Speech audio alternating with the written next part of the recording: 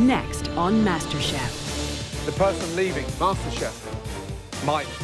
With one more amateur cook out of the competition, the final 5, David, Whitney, Sharon, Chital, and Lee, are about to cook for the 3 most intimidating food critics on the planet. We got a lot riding on this too, guys. Don't embarrass us. It's not right. I can't really taste the fish. You notice I didn't eat mine. But first, they have to catch their ingredients. Yes! The 2 who create the lowest scoring dishes will face the dreaded pressure test, where one more contestant's dream of becoming America's first MasterChef will come to a bitter end.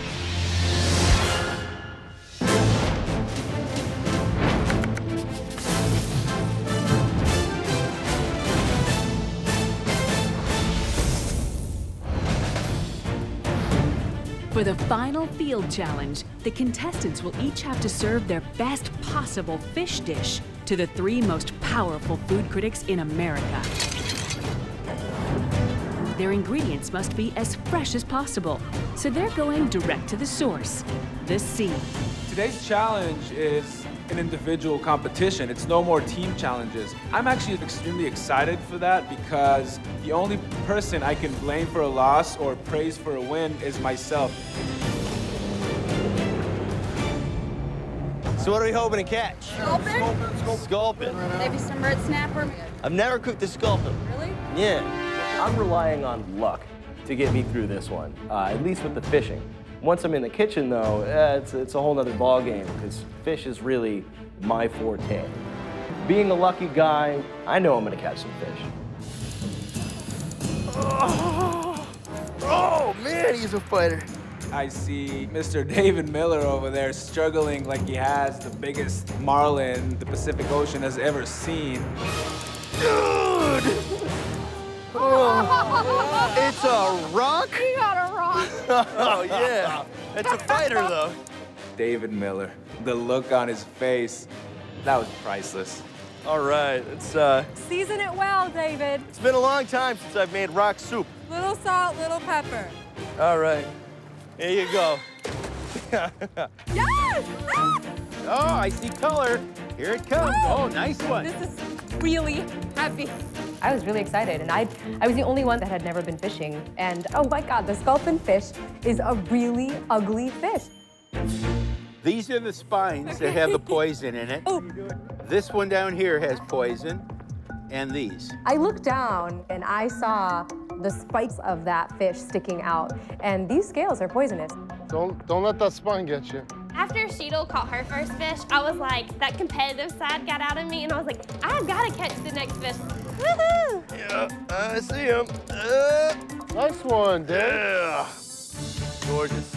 As a chef, it's a great opportunity to actually go out and pick your fish out of the sea. All right, guys, here comes a nice-sized one. That looks big enough for me. Way more connected to where your food comes from, and you got to do it justice. Our amateur cooks will take the fish they've caught and use it to prepare just one dish in the kitchen of Journey at the world-famous Ritz-Carlton. Right, how are we doing? Awesome. So Amazing. Our first individual challenge, head-to-head. Sadly, 2 of you will face a pressure test on the worst 2 tasting dishes. 1 of you will be leaving MasterChef. The critics, they are lethal.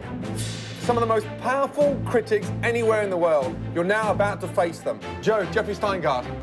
Jeffrey's probably the most prolific food writer of our time. Head critic for Vogue magazine, the greatest food writer in the country. Wow. Yeah. I hear the name Jeffrey Steingart, and I'm like, oh my goodness. Jeffrey's best known for shattering people. Amazing reputation. This could be either really good or really bad. Tanya Steele. Tanya Steele is the editor of Epicurious.com. It's the biggest food website there is. And then finally, Barbara Fairchild, yeah? Editor-in-Chief of Bon Appetit magazine. The most sophisticated, discerning palates anywhere in the States today. I know Tanya Steele and Barbara Fairchild. You know, I've admired these women, and that even put more pressure on me, knowing how much I wanted to impress the critics today. Whitney, you won that amazing dessert challenge. You have 1 hour and 15 minutes to cook the most amazing dish. The rest of you have got 1 hour. While Whitney uses her advantage from winning the invention test to start filleting her sculpin fish, the others can do nothing but watch. Those 15 minutes seemed like eternity, but I really took that time to put my dish together. And now I know exactly what I need to do to really make the critics love my dish. All right, you guys, 1 hour, 1 stunning dish, starting from now. Off you go. Good luck. Everybody started rushing into the kitchen. I was like, oh my gosh, like, did you really use that time wisely? I mean, you had 15 minutes extra. That is huge when you only have an hour to cook.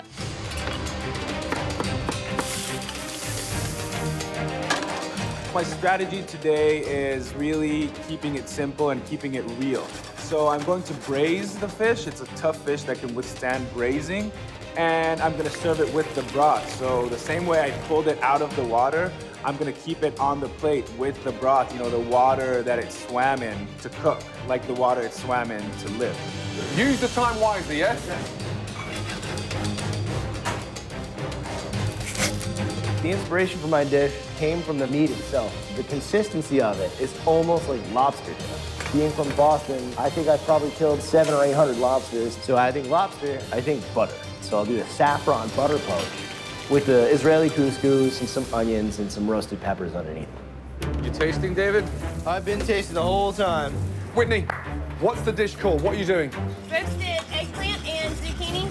Right. I'm making a tomato sauce with Yep. the stock and plum tomatoes that I'm stewing down. I decided to put kind of like an Italian spin on this dish, and I like tomato-based things. So I did a tomato sauce. How are you cooking the fish? Braise it. Braise it. They've got the work cut out. Right. Scorpion fish. Right. Yeah, it's going to be a very difficult challenge because it's an unusual fish. Yep.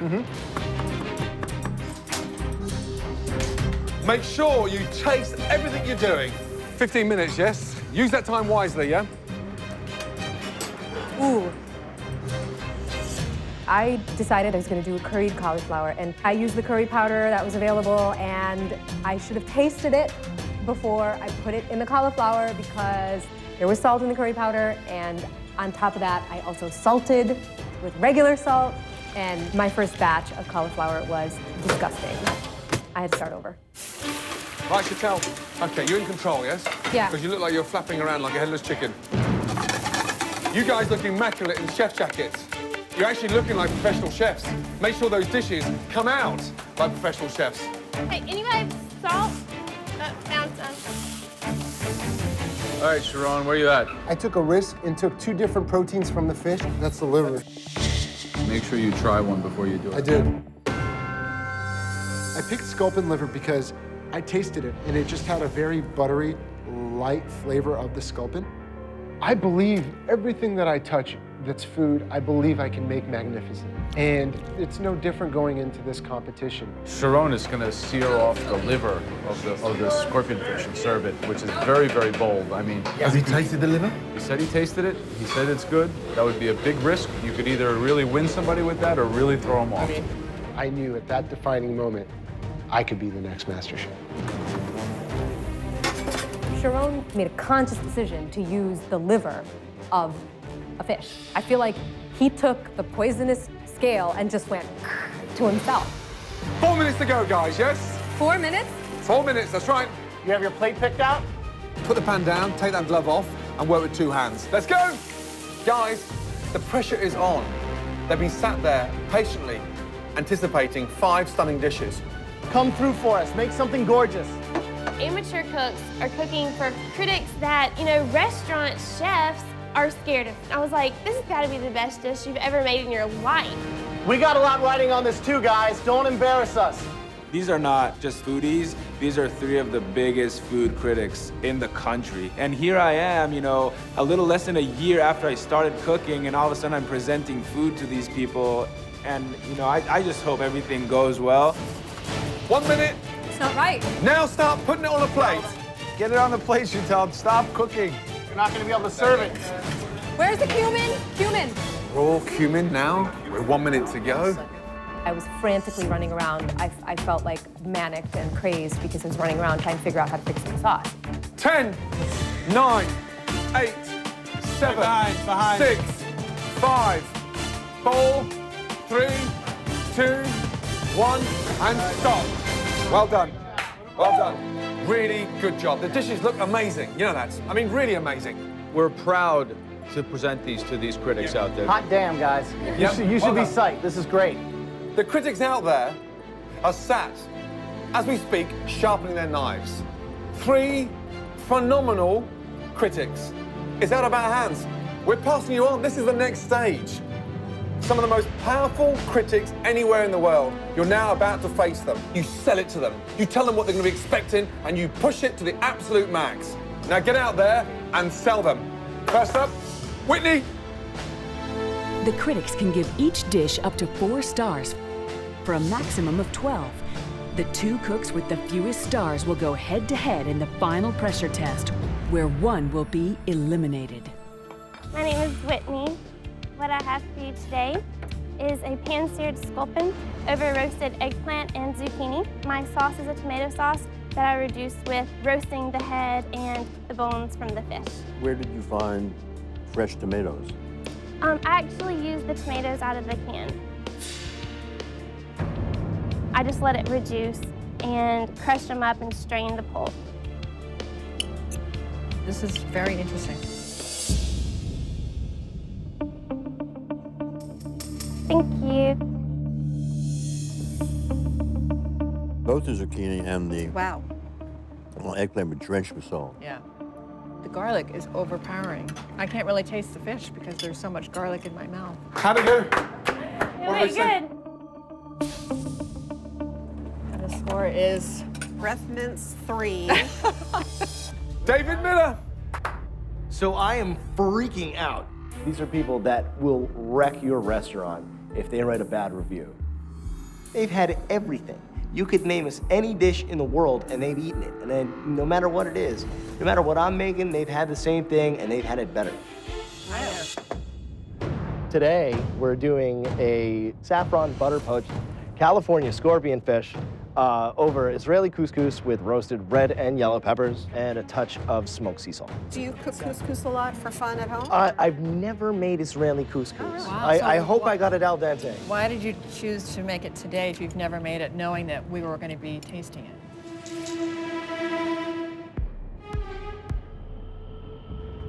That's a very good question. I decided to be adventurous. There's something alluring about Israeli couscous, more so than just standard Moroccan couscous, which I think is kind of boring. Thank you very much. All right. What the hell am I doing? 3 of the most world-renowned food critics. You know, I'm serving them a plate of something I just whipped up in an hour. Hopefully I won't be berated as much as I have been by our judges. But the idea of thinking that a Moroccan couscous is just always boring, it's ridiculous what he said. I think it's pretty bold of him to serve us Israeli couscous, having never cooked to make it it for the before. first time.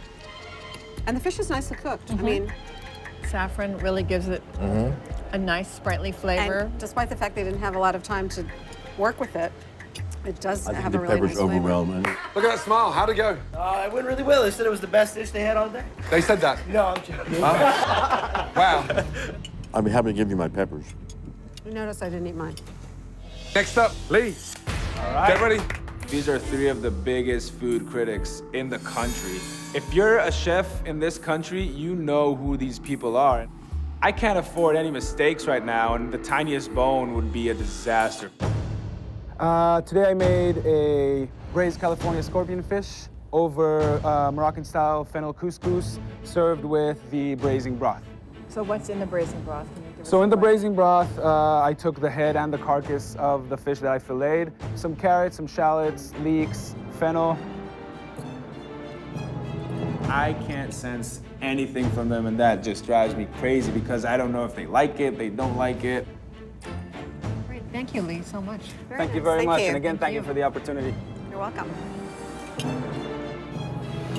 thought it was tasty. I mean, I think the couscous is very good. It's very tasty. I love the broth is what's giving it the flavor. I think you did a really nice job with that.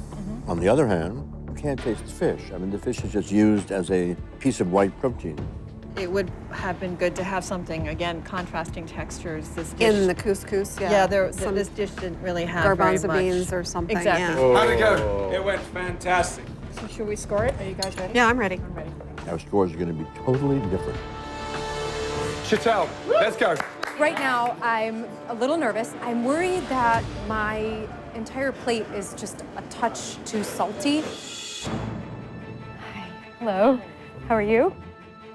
My parents are from India. I was born and raised here, but I grew up in a very fragrant Indian home, lots of garam masala, lots of curry. So I've incorporated those flavors into the sculpin, and just a very simple tomato curry sauce with coriander powder and cumin powder. And the cauliflower is curry powder and some fish stock to just keep it moist so that it can dry out.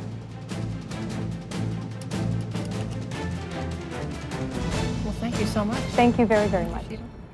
Thank you. One thing that's good is the curry powder is not overwhelming. Sometimes it can be overwhelming, and this was not overwhelming. Well, unfortunately, I have some bones in mine. All right, how we do? Right, how'd it go? Fine. Yeah? You're smiling. Yes. What did they say? They didn't say anything. They just tried it. Nothing at all. They ate everything, though. Any Well, questions? I put it on their plate. I do feel like the texture is, there's a lot of softness here. There's not contrasting flavors. There's not contrasting textures. Well done. Thank you. Right, next up, Sharon. Cut the waffle straight to the point. Tell them how excited you are, what you've done, what the journey's been like, and more importantly, sell that dish. Good luck. I feel like I'm such a better chef than the rest of them. I really, truly feel that. If I can impress these judges, I may be able to really jumpstart my career right then and there. Tell us about your dish. Well, I live in LA. I was born and raised here. I'm a local. I love these waters, even though it's cold around this time of season. It was so beautiful this morning. Really a great day. I'm a big guy. I like to eat a lot. I'm very improv. I'm like this weird competitive guy. My grandmother has been a huge inspiration for me. I wasn't very close with my mom. I grew up with my dad, and I moved out when I was a freshman in college. I left finance to try doing this with my life about a year ago. I was in banking. On January 2nd, my kid was born. Grab this, grab that, saute this, saute that, and lo and behold, here I am. It's like fate. I saw the liver, and the liver looked absolutely beautiful. So I decided to give you two tastes of it. One, the actual flesh, and the other, the liver of the scorpion fish. And that's just done with a grapefruit vinaigrette and some blanched asparagus, some yellow tomatoes, and some fresh grapefruit. The fish liver is a very unusual twist. Have you had monkfish liver? No, I think haven't. so. No. That's the foie gras of the sea. Well, thank you so much. Thank you so much. You know, it's funny, with everything that's going on in this dish, it is surprisingly bland. Don't make your judgment about On this one. the fish liver Yeah. by this liver, which is not a good liver. Well done, guys. We're now going to get those results. Ready? Let's go. All right. The top 3 scoring contestants will earn a place in the final. The lowest scoring 2 will face the dreaded pressure test. I cannot afford to go into another pressure test right now. This is it. The judges are back with the verdict. Let's start off with the highest scoring dish. That individual goes straight in to the final 4. This dish scored 11.5 out of 12. That's near perfect. Congratulations goes to... Congratulations goes to...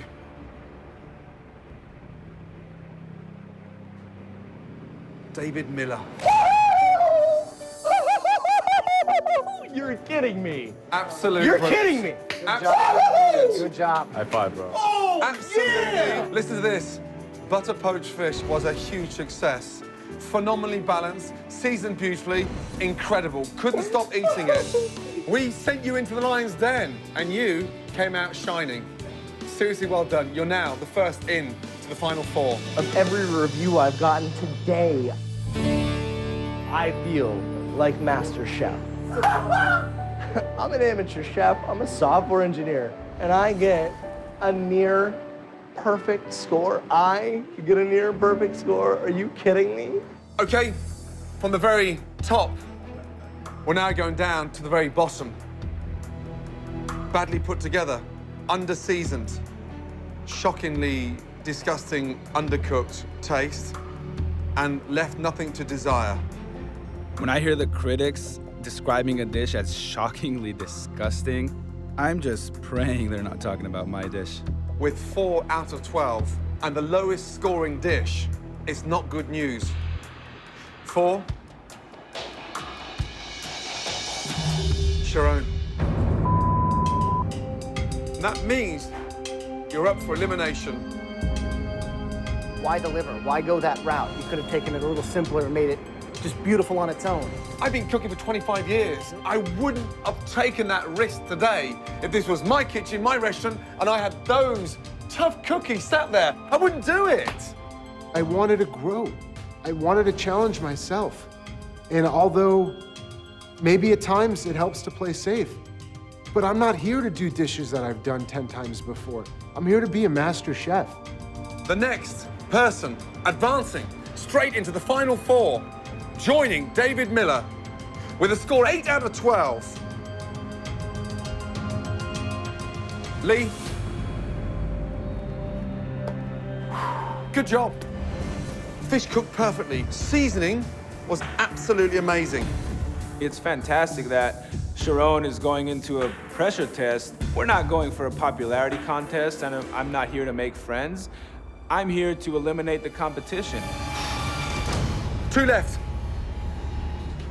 Joining Sharon to face the pressure test with a score of 5 out of 12. That person is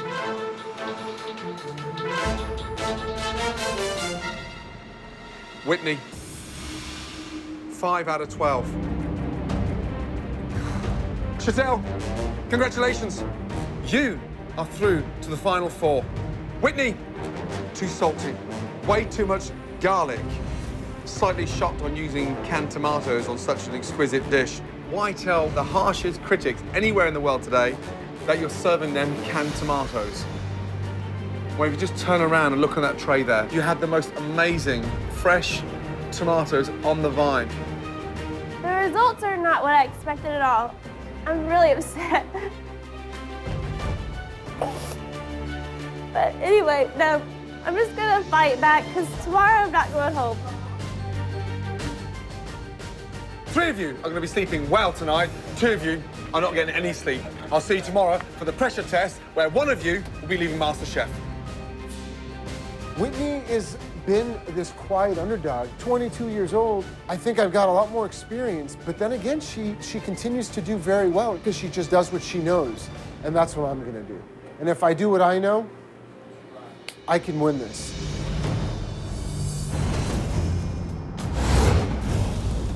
Good afternoon.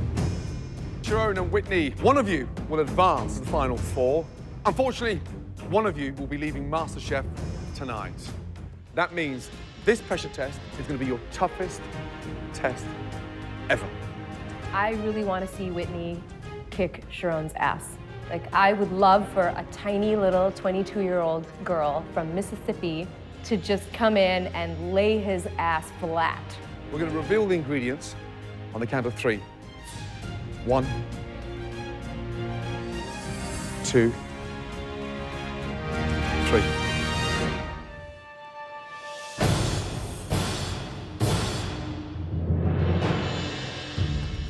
Oh boy. Right, in front of you are some of the most amazing ingredients. Beautiful chocolate, oranges, eggs, sugar, butter, milk, cream. I'm not feeling great because this is not my strongest point. And I look to my left, and the last person I want to see to my left is Whitney. But lo and behold, there she is. Sharon and I, as far as sweets, it's even still almost on the same level. He won the cupcake challenge. He was in the top with the dessert challenge. So, you know, it'll be a battle today, definitely. There's nothing more terrifying than trying to create and cook your very own monstrous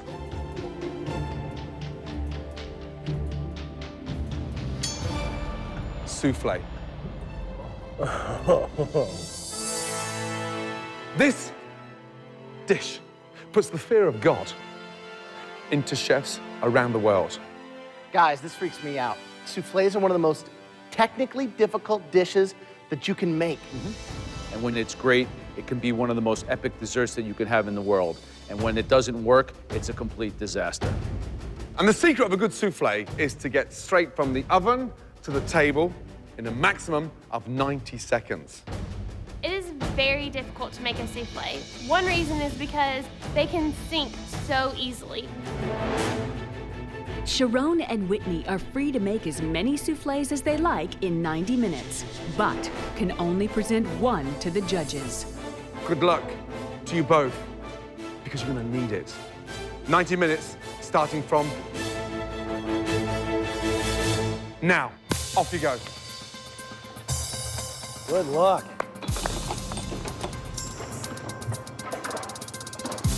Final four means to me I can actually be the master chef. I can make my dream of opening up a restaurant come true. For me to be the first master chef, it means everything. So cornstarch, milk, up to the boil. Then you add the chocolate. Then you add the eggs. It could be exact. You know, souffle's chemistry. It's the incorporation of the sugar in the egg white. That's the real tough challenge. So much has to do with timing in this. I'm just trying to make sure I measure everything and just do everything to a T because this is such a critical dessert. They need to cook one first within those 90 minutes to understand, to gain that confidence to let it rise so the underneath gets that momentum and pushes the souffle out. It's not liquid, but just slightly gooey at the bottom and not liquid. If that comes out undercooked and it's risen a little bit, it will go flat within seconds. Why didn't you put the milk into the chocolate instead of the other way around? Whitney is very methodical, but making some mistakes. She took the chocolate off of the double boiler and then poured the chocolate into the milk when she should have taken the milk and dumped it onto the chocolate while it was still in the double boiler.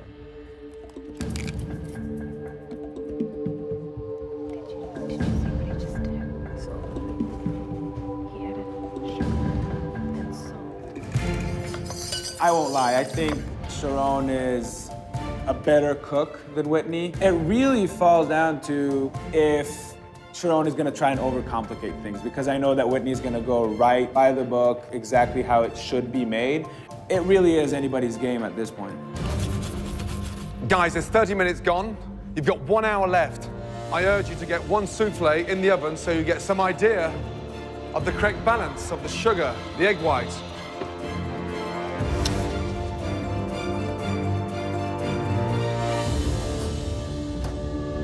The only time I looked over to see what Sharon was doing was when he was putting his souffles into the oven. And I was thinking, oh my gosh, Whitney, get it together, get your batter ready, put it in the oven. Whitney, can I advise you to please get something in the oven? Sharon, are you just praying in front of the oven? You watching the oven channel? Just watch the oven channel. Okay, you have time to get another one made. Throwing my first batch of souffles in the oven and just saying, please be good. Please just be good.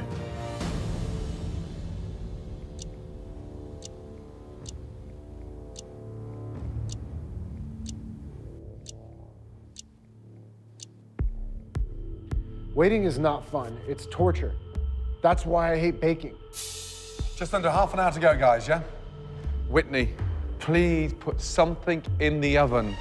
Otherwise, tonight, you'll be cooking for your parents again. I don't know where the time went. I mean, it was insane. I guess I was just really trying to be so precise with my measurements. Every detail of the chocolate souffle, I wanted to do perfect. Oh my God, Whitney, what did you put?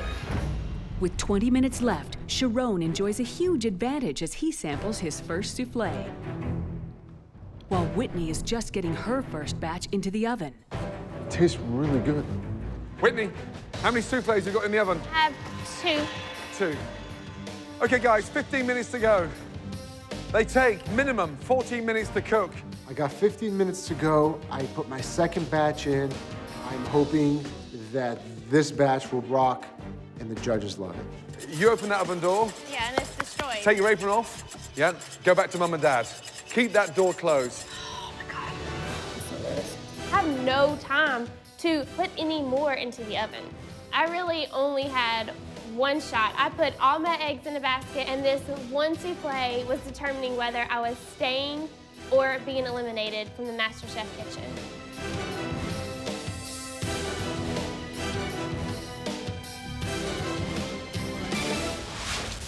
"11 minutes left."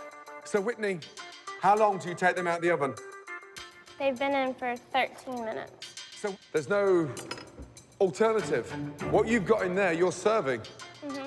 22-year-old Whitney loves to bake, but in the hopes of creating the perfect batter, she never completed a trial batch. Will her quest for perfection pay off, or will it cost her the MasterChef crown? She's opening it. Oh, wow. I was like trembling as I'm taking the tray of souffle out. It was perfectly risen, but if I didn't hurry up and present it to the judges, it could easily collapse. As I told you before, 90 seconds before that starts deflating. Come on.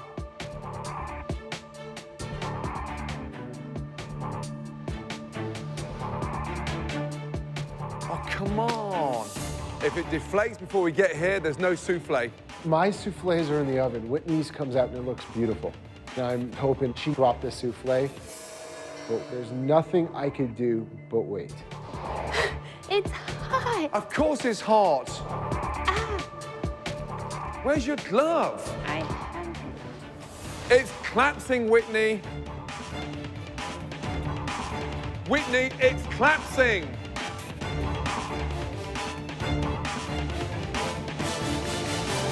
Whitney, you haven't even tasted it.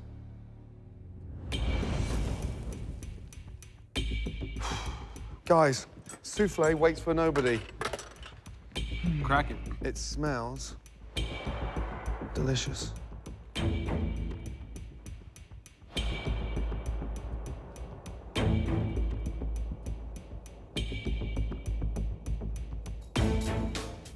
I was so nervous, and all I wanted to do is just for them to tell me something like, it was good, it was bad, but I couldn't read their faces at all when they were trying my souffle.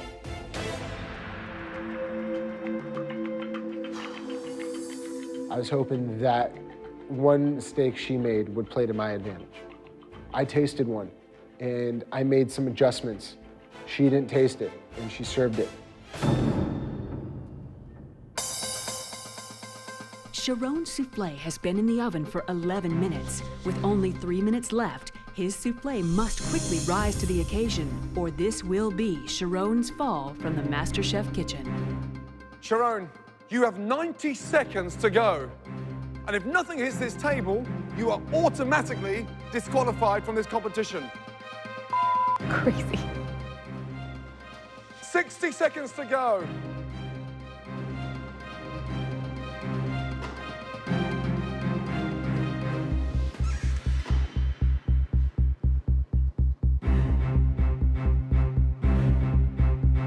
"45 seconds to go.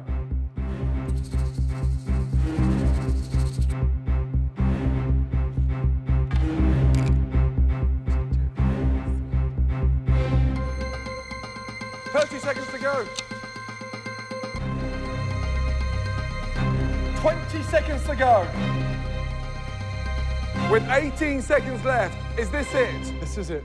What was that last bit you put on top after the icing sugar? A little bit of sea salt.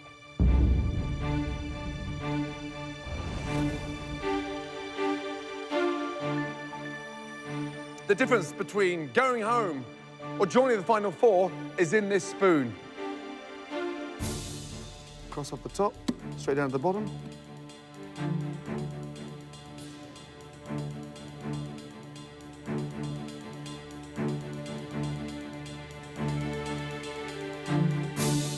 I see the judges eating Sharon's souffle, and they just kept eating it, and I'm like, were they eating mine like they're eating his? I mean, I was going insane because one of us is eliminated, and one of us are gonna make it to the finals. You left that, literally, to the last second. Well done. The judges must decide based purely on their souffle who will take the last remaining place in the final 4 of MasterChef. It's not only about the title, it's not about the cookbook, it's about the honor of having 3 individuals who I respect so much look at me in the eye and say that I have it and that I'm it. Okay, Sharon, Whitney, well done. 2 delicious soufflés, but there is only one winner. The individual joining the last 3 in the final 4, congratulations, goes to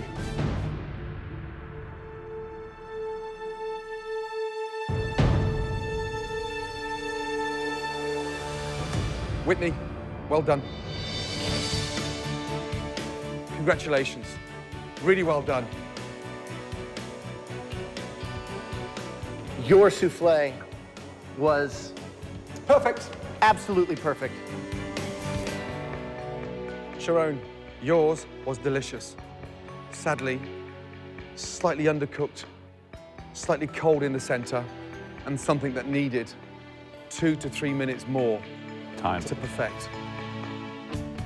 I was 3 minutes away from perfection, and now I'm out of this competition. Faced a really big challenge today. I really had to take down the pastry princess.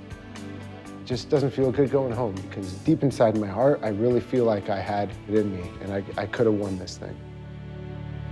You're a great cook, a great risk taker. Putting that salt on that souffle gives me goosebumps because it took balls that clang, and it really kind of blew me away. You have got to keep your head up high.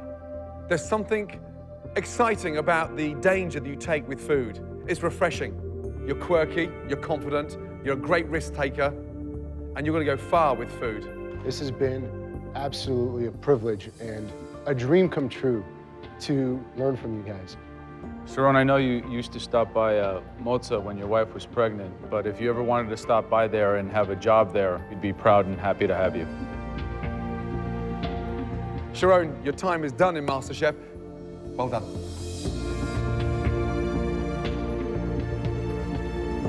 This is not the end of the road for me. This is just an affirmation and really opened my eyes to this world. It made me realize that I can do this.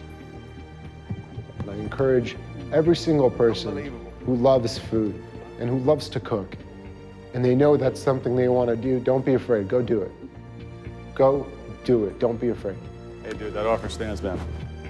I'm going to take all that amazing experience and make sure that I flourish with it, make sure that I grow and open up one of the best restaurants in LA, and hopefully maybe compete someday with a restaurant like Gordon Ramsay's. America's going to get a taste of that.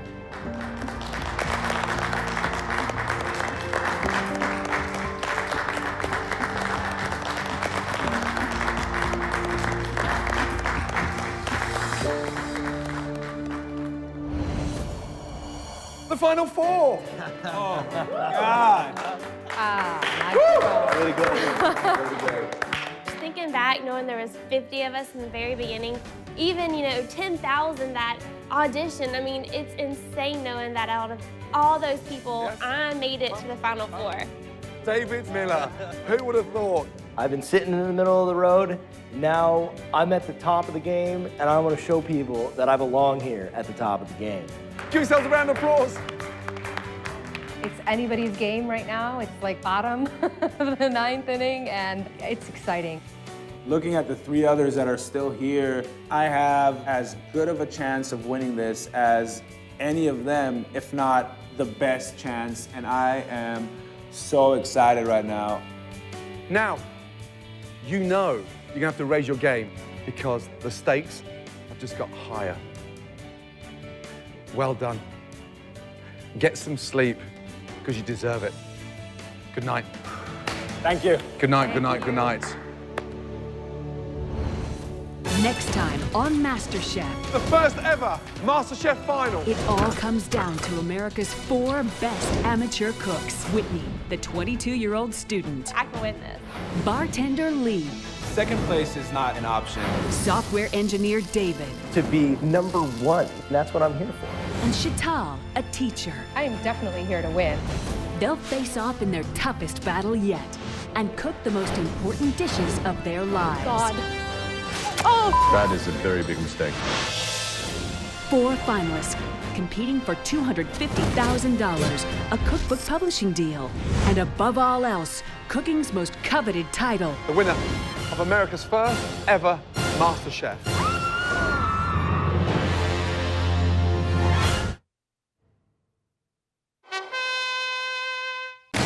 Tonight, the moment has arrived. 4 contestants remain, all with one dream in mind, becoming America's first ever MasterChef. Lee, a bartender from Los Angeles, Second place is not an option. was always a contender. I wish all of you should come up here and try this. This is really propelling Lee to MasterChef levels. Sheetal, a teacher from Chicago, struggled with family traditions, I've never killed anything in my life. but came out on top. And I don't know if you've cooked venison, but that tastes as if you've cooked it 1,000 times. David, a software engineer from Boston, Some people call me cocky. I prefer overconfident. proved that despite his antics, he is a force to be reckoned with. I want to keep on eating this. Please feel free. And 22-year-old Whitney from Mississippi put school on hold to pursue her dreams. You're young, you're sweet. They're going to eat you alive and spit you out. The most difficult pastry to cook ever. Well done. I am the pastry princess. Tonight, the journey comes to an end. The first ever MasterChef final. America's 4 best amateur cooks will face off in their toughest challenge yet and cook the most important dishes of their lives. My God. Oh! Oh, she dropped a chicken. Can you smell that? That's good. Wow, pretty ballsy. In the end, only one will walk away with $250,000, a cookbook publishing deal, and above all else, cooking's most coveted title. The winner of America's first ever MasterChef.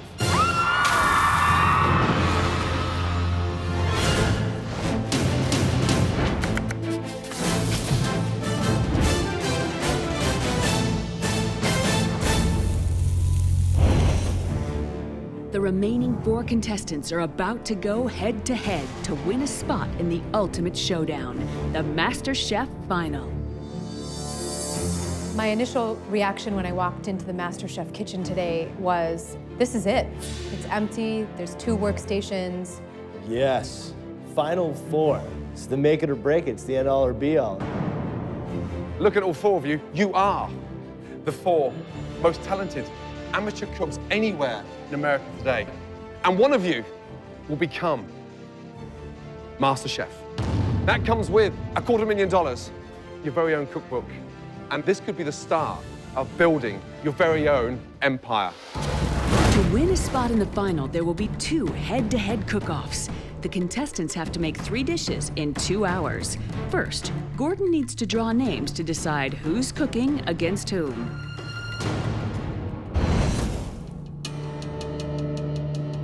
First name, David Miller.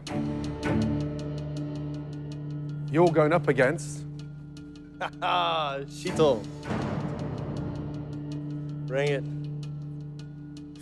Sheila going against Dave, I'm going against Whitney, and I don't think she's intimidated. Maybe she is, but she's doing a hell of a job of not showing it to anybody.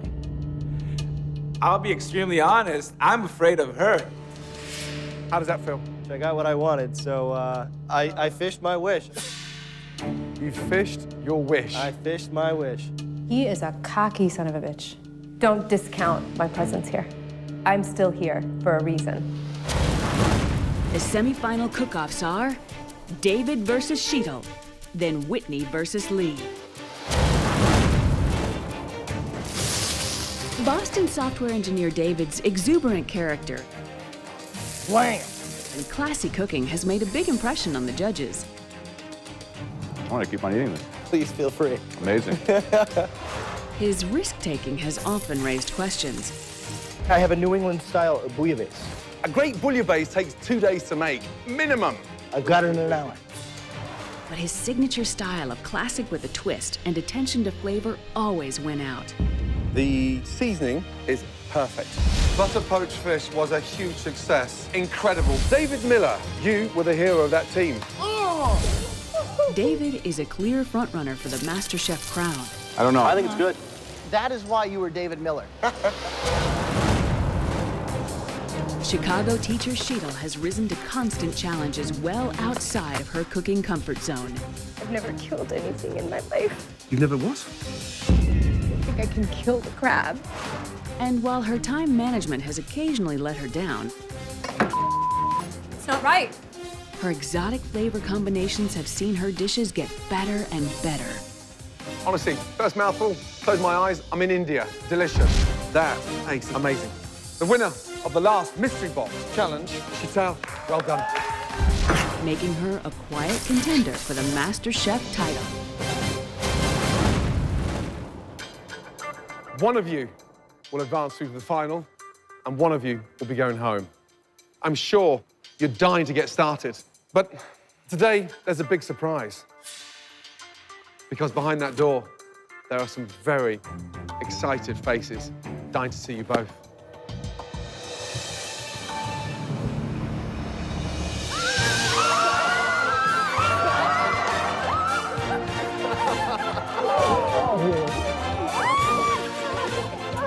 I'm so excited to share this kind of experience with my family.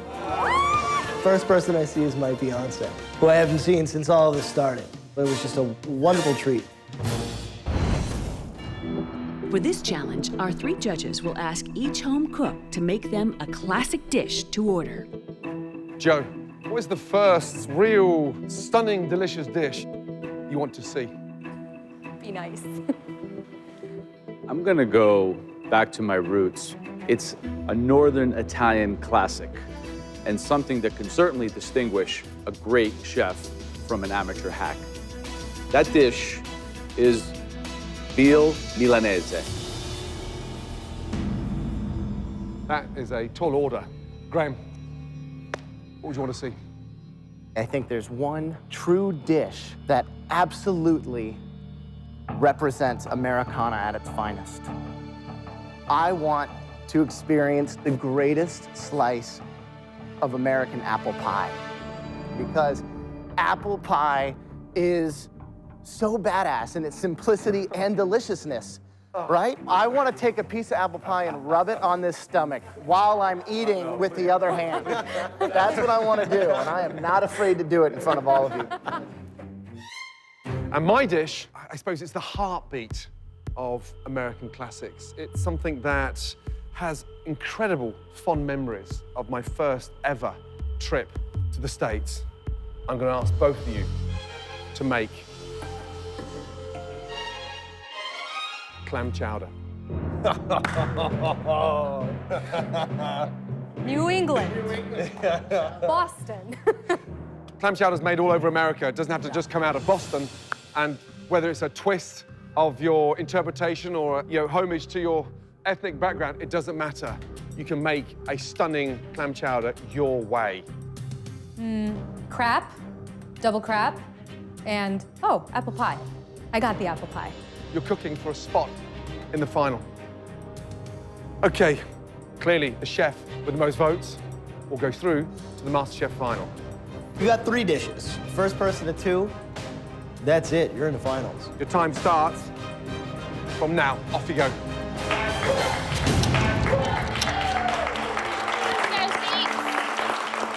I heard clam chowder, I heard veal Milanese, and I panicked for about a split second, and then I realized I know how to do this. I can completely do this. This is not going to be a problem.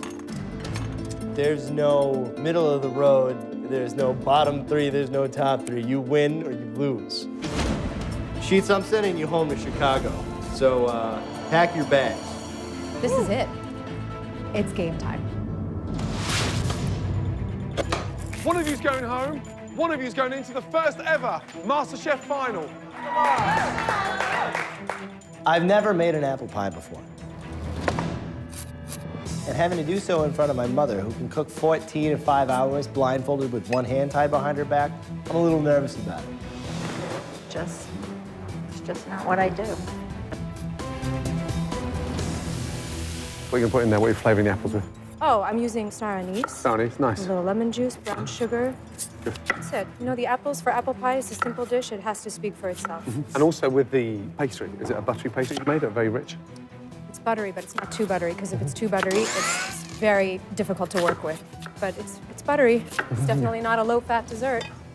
If I have a thing that's a dessert, it's apple pie. So I was very, very confident. 90 minutes left. Good job, good job. All right, Souffl, let's go. Next one, next one. The fact that Cheadle's got the bottom already lined, she's working on the top right now. Perfect. Here we go. Get it in, get it in. The apples are cooked, they're all in the shell, and they're gonna be going in the oven. And that you're still having trouble making the first layer is, it scares me. You guys know I don't bake. I know, but that's, you gotta figure this out. Yep. You're in a tailspin now. Chantal and David, those pies should be in the oven by now. All right, get that thing in. Let's All right.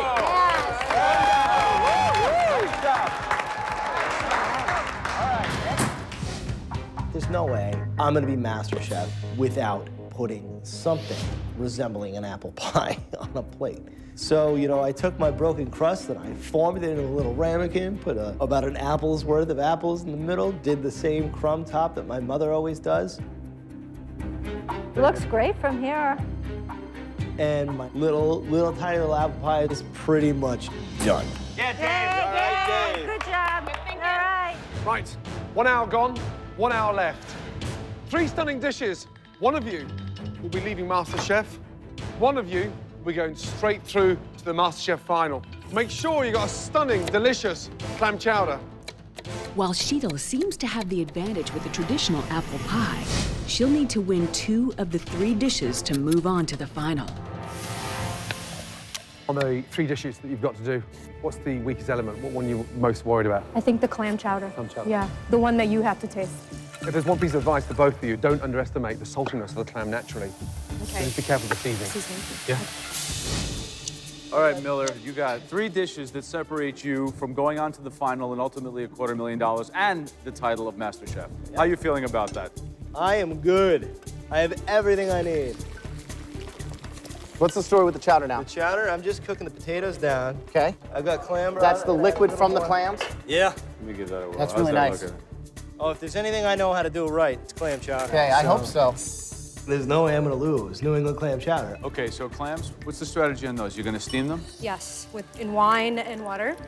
Actually, what do you think of this idea? I was going to, for the stock, use shrimp shells for some flavor. Fabulous. Yeah? Smart.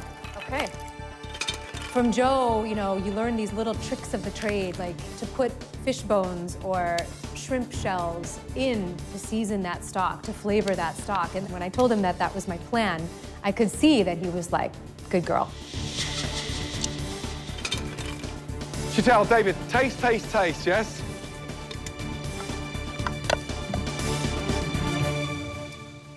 That's good. There's only 20 minutes to go, yes?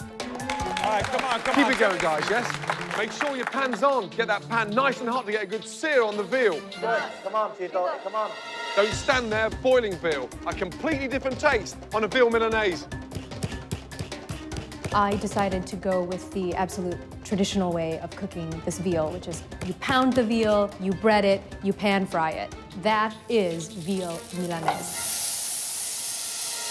At this stage in the game, you really want to show the judges all of the skills, techniques, and real knowledge of master cookery.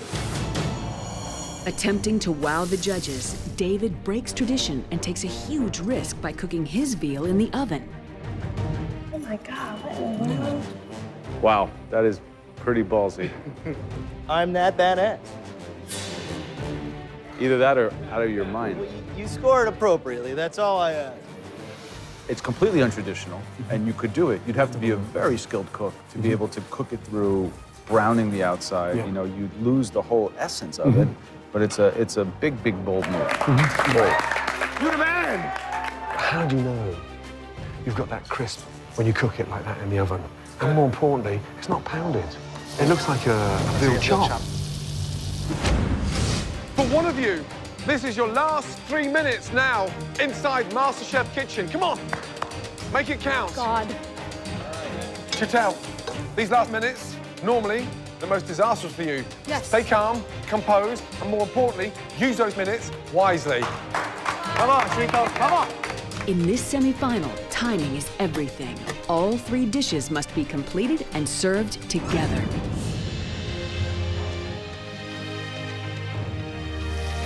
Look at that.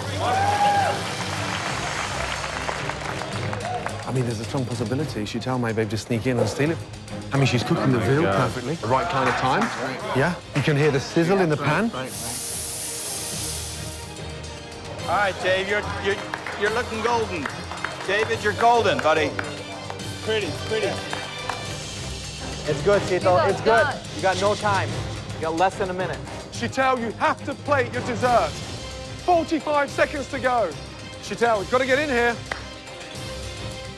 Go.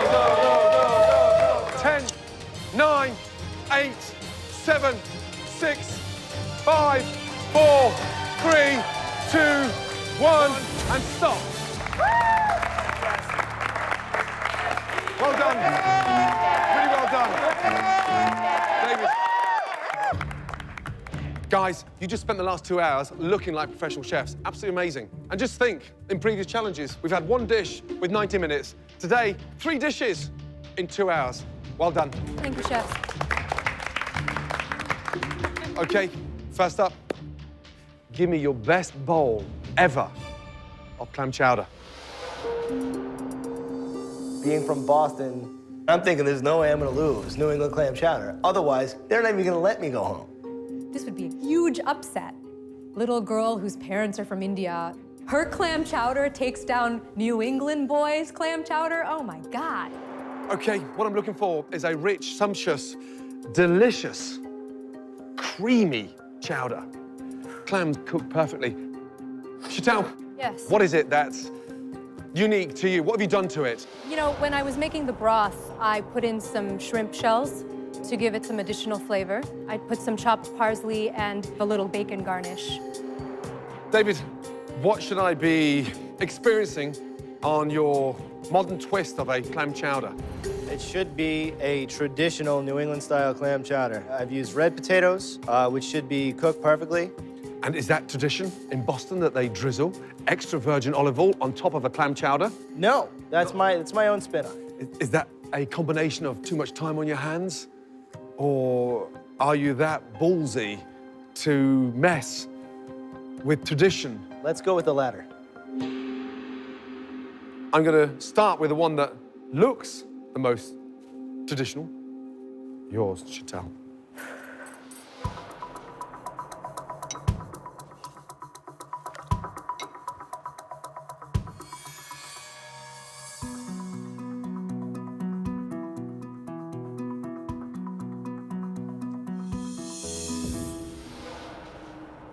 For me, the seasoning is exact. It's precise. You got that right amount of heat just at the back. That's good. Really good indeed. David, what should I be tasting in yours that I didn't taste in Chowder's? The heat from mine will come from red pepper flakes. It will be creamier, yet it'll still be light. The red potatoes, as a contrast to the russets, I think are a little earthier, and that's why I use the olive oil. Okay. The texture of yours is a lot thinner.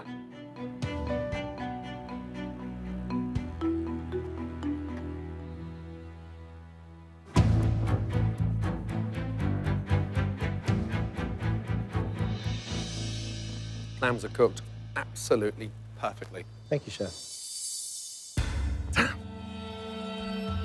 This is a very difficult choice.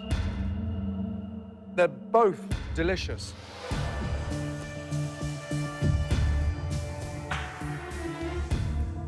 The winning chowder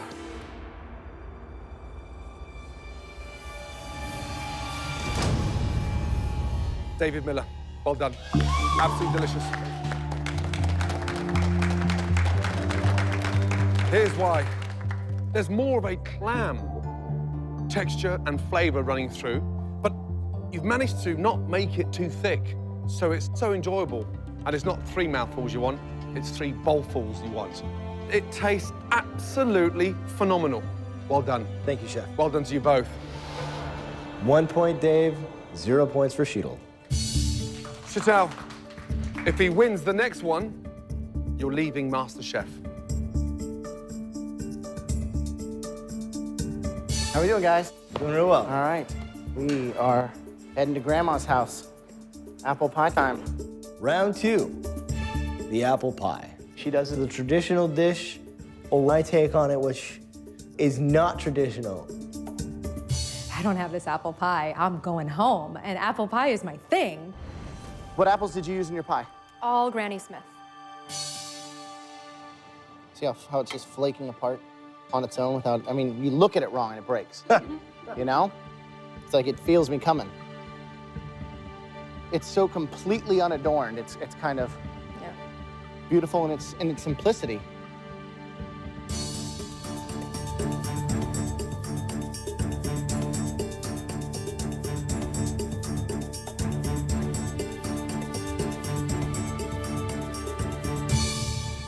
That crust is amazing. Great job on that. Thank you. David, the fact that this isn't even an apple pie, this had better be the most delicious, orgasmic experience ever. It's almost like it's like an apple cupcake. Look at this. Crust a little thick. A little thick. It's like a ½ inch thick. Look at the thickness of that crust and the thinness of that apple. The crumble on top.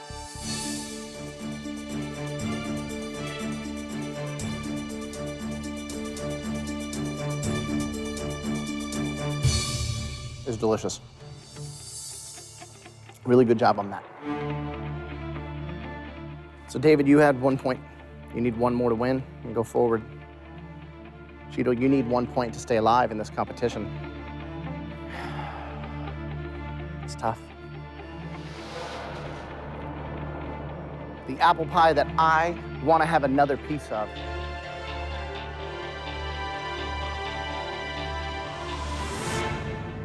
is Sheetal's. Well done. You should be super proud with that. That's a delicious, all-around great American apple pie. Thank well you. done. The apple pie. Sheetal completely destroyed me on it. Now I'm back in it. 1-1. It's tied. It's a tied game. Okay, David, Sheetal, serve me 2 perfectly executed veal Milaneses. Yes, sir. It's a traditional, authentic dish. You pound the veal, you bread it, you pan fry it. That is veal Milanese. You think of Italian, and you think of Joe, and you know he's very deeply rooted in his traditions. Oh, just Joe. One guy gets me into the finals, or sends me home.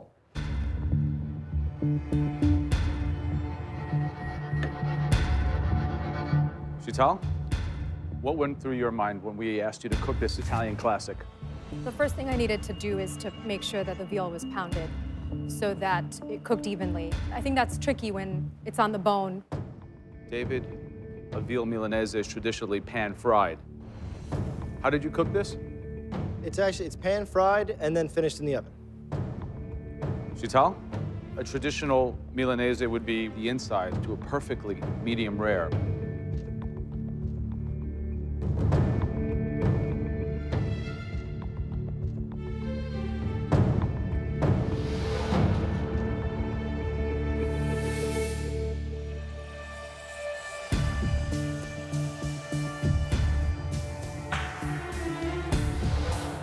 Sheetal, yours is cooked almost perfectly. It's very, very finely seasoned. David,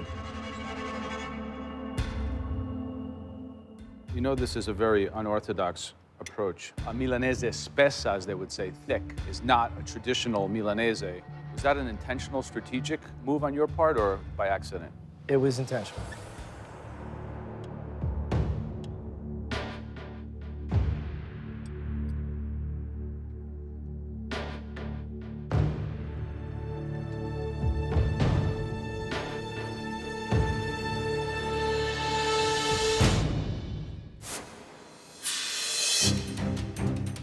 This is a truly difficult decision. A traditionally executed plate that's well done against one that takes the spirit of the dish and interprets it in this kind of innovative way. Well, they're gonna give it to her because it's flat, or they're gonna give it to me because it's absolutely cooked perfectly. The veal Milanese that I will choose. I'm like, just say what you're gonna say. Tell me what's gonna happen. Bravo, David Miller. Congratulations. Congratulations. Chowder. Thank you. David, congratulations. Thank you, Chef. Chowder, you've been amazing. From the first instant when you walked through those doors, you had my vote. That level of love, passion that you have with food doesn't end here. You must continue that journey. My experience here at MasterChef has been life-changing for me as a cook. These are the flavors, these are the spices of my childhood. I felt like I was in India tasting that. I have grown leaps and bounds. Chowder, come here, 2 seconds. What's the matter? I've never killed anything in my life. You can do this. Congratulations. I'm sure that crab was very, very happy to give his life for this dish. There are not enough words to convey how proud I am to have been part of such an amazing creative process. I've definitely grown as a cook, so I'm taking that with me, definitely. Chowder, you've been amazing. Thank you. Don't take your apron off. You deserve to keep it. Thank you. Well done. Thank you.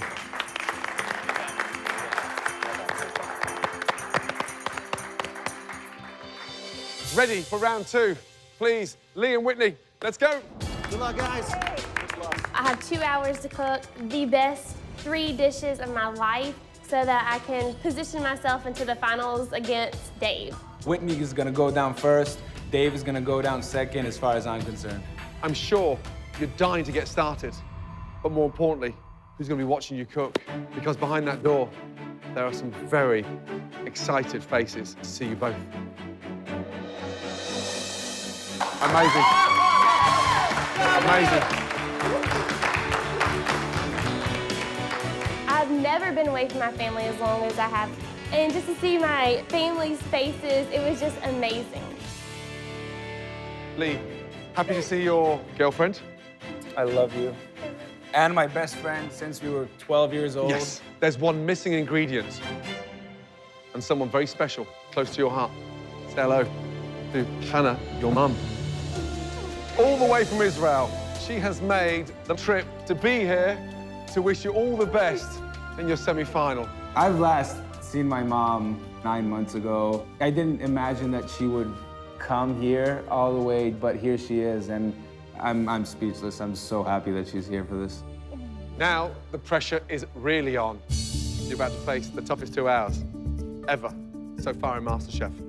Give your ladies a kiss goodbye. Whitney, say goodbye. They're not going far, they're only going up there. You'll be fine. Okay. Oh, God. Now that everybody's here, even your mother, are you ready? Absolutely. Whitney, are you ready? Yes.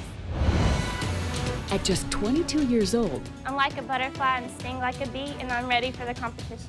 Mississippi student Whitney is the youngest semifinalist. I'm looking to win. While some of her savory dishes have been inconsistent, This could be the first time you're showing your age. her brilliant desserts have earned her the nickname the Pastry Princess. Your souffle was perfect. Absolutely perfect. And the winning dish, Whitney, well done. And made this young cooking prodigy a serious candidate for the title of America's first MasterChef. I mean, it's cooked by an angel. California bartender Lee has only been cooking seriously for a year. The first American Master Chef, that's what I'm here to do. His bold flavor combinations, elegant technique, and sophisticated plating style That's gorgeous. You've set the pace in MasterChef. have wowed the judges enough to win him several challenges. Lee, back to back. It's never happened before. But could his overambition It's not popping for me. And I just expect that you can come up with something exciting. cost him the MasterChef crown? Second place is not an option at all. Joe, what are you going to challenge them to make you? Today, you're gonna make a chicken parmesan. A unique dish. And don't underestimate the simplicity of a great chicken parmesan. Graham, what would you prefer? The dish that I want you to cook for me is a perfect eggs Benedict. It's a very difficult dish to do. Techniques of an egg Benedict is very, very sophisticated. I'm looking for something with a wow factor. I challenge both of you to make me the most delicious cheesecake. That's right. I'm terrified of the cheesecake right now. Ready? Whitney, is it something you could do with your eyes closed, or is it something... I actually rarely make cheesecake. Wow. Are you ready? Yes. 2 hours to cook 3 stunning dishes, and your time starts from now. Off you go. In the second semifinal, the rules remain the same. 3 dishes, 2 hours, 1 winner. This is probably the highest level of pressure I've been through since this competition started. I won't lie, I'm a little nervous. Whitney is fierce. She's come a long way. Now she's the head of the competition, and I need to watch my back at all times. Lee has great creativity, and that's what something I think that the judges are really gonna look at is his creativity versus my creativity.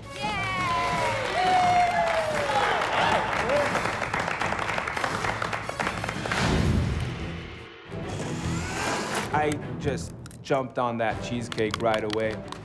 Whitney's a strong dessert person. I am very weak at dessert, but I'll just do my best. Right, Lee. Now, what's the flavor of the cheesecake? Cheesecake has vanilla in it. I'm also gonna caramelize some rhubarb with some butter, some sugar, and some ginger to make like a rhubarb compote. Rhubarb puree on top of the cheesecake. Sounds delicious.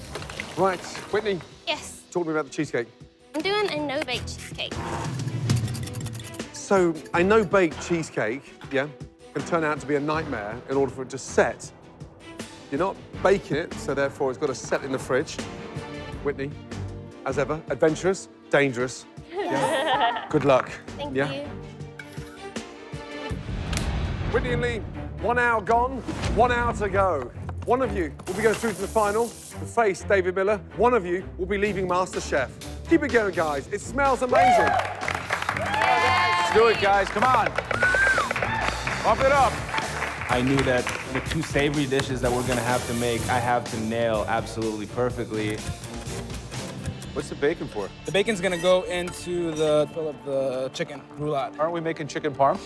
We're making chicken parm. There's gonna be plenty of cheese in there. Sounds confusing. Taking a simple dish and you're mucking it up. Why don't you make what I asked for? You know, I'm just trying to infuse some more flavor in there. I think you're trying to win is what you're trying to do. You're trying to make something better that's been around since the beginning of time. So that's a tall order. Tell me about the chicken. I'm putting a little twist on it. I thought you'd put a twist on it, yeah? Surprise, surprise. I'm filling it with a mixture of mozzarella cheese Filling. and... Normally a chicken parmesan is flat. When you say filling, you're rolling it? I'm not rolling it. I'm just gonna make a little pocket and fill it. I'm gonna keep some of the tradition, but add my own spin. Yep. They're definitely out there taking risks with interpreting the recipe. I would understand if one went rogue and one was consistent, but they're both off the path. There's a reason why they're called classics, right? Isn't there? Lee and Whitney, 20 minutes to go. Start to visualize those dishes on the plate.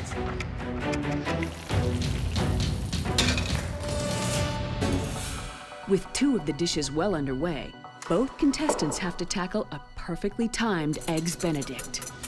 How are we doing on my Benedict? The Benedict is gonna go over, instead of an English muffin, which I find boring, it's gonna go over like a latke, a potato pancake. Okay. And then the egg and the hollandaise. I think it's gonna go well. Eggs Benedict, what's the twist on that? Because there's bound to be one now. Yes, I'm gonna do a grit cake. A grit cake, as opposed to the... As opposed to the muffin. I took a southern twist to it and I made a grit cake. And I did an andouille sausage, which pulls to my like Cajun background. Hollandaise sauce. When was the last time you made a hollandaise? Never. Never. Never, ever, But ever. I mean, that's kind of the spin on everything because I haven't made a lot of things since I've been here. And it's all usually came out pretty well, so I'm not nervous. Yeah.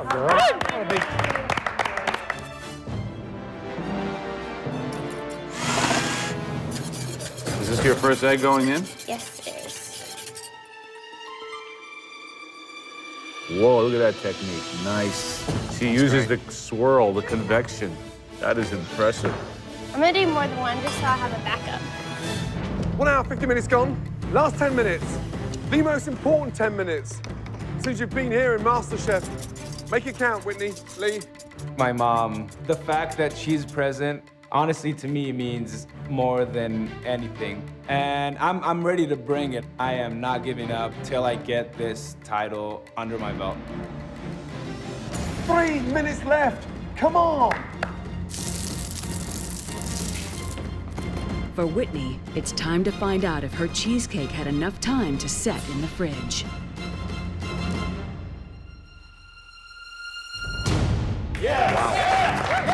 That is a very modern cheesecake.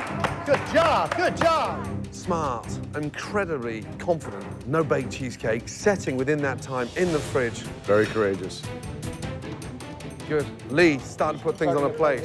Thank God for that. Oh no, Whitney, your egg.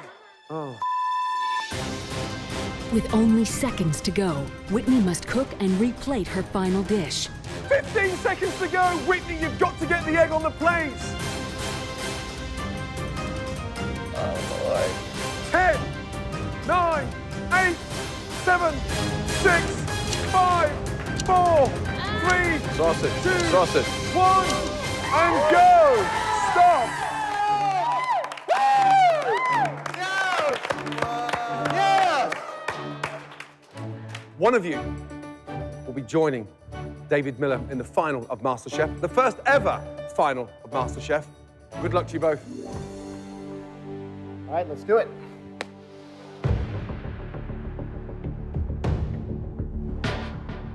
Whitney, why don't you describe your dish to me real quick? It's a southern take on eggs Benedict. I made a grit cake, pan-fried it. Then I added a little bit of Cajun and andouille sausage. A lady after my heart with the whole southern flair kind of thing. Lee, why don't you walk me through yours? So there's a latke on the bottom as the starch component, the prosciutto on top, and the beautifully poached egg with some coriander seed and cayenne hollandaise. It's very unique. You went out on a limb. You decided to change the actual vehicle for the Benedict, the English muffin. It's a dangerous move because it needs to be really thin to fry and get crispy all the way around, like a nice little hash brown. Let's see if we get some ooze action.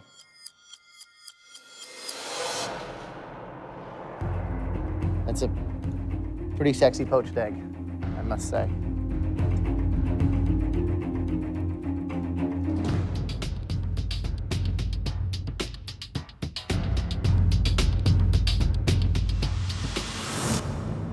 The egg is cooked perfectly.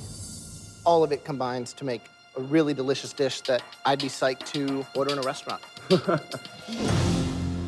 Whitney, you ready?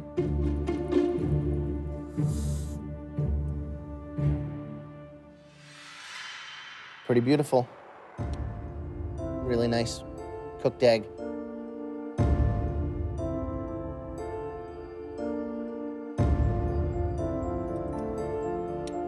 Grit cake.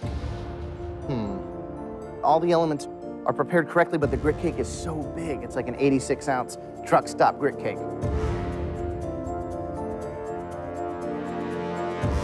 I think at the end of the day, I got to go with my heart, what looks best, what tastes best, and what has shown the most technique.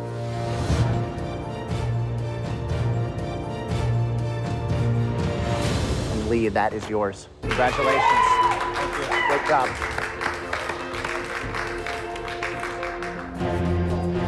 That's 1-0 to Lee. Whitney, if you lose this next plate, you're leaving MasterChef. Okay, Whitney, Lee, serve me chicken parmesan. I looked at Lee's and I looked at mine, and I knew that I had to get this point to make it. And I mean, Joe, he is a tough, tough judge. I wanted to have the gooiness of the mozzarella on the inside instead of on the outside, and did a little bit of a different take on the marinara. And Lee. I made a great tomato sauce, and over that chicken that's actually rolled stuffed with some mozzarella on the inside and the mushroom duxelle. All that was breaded, some Parmesan on top. Give them a try.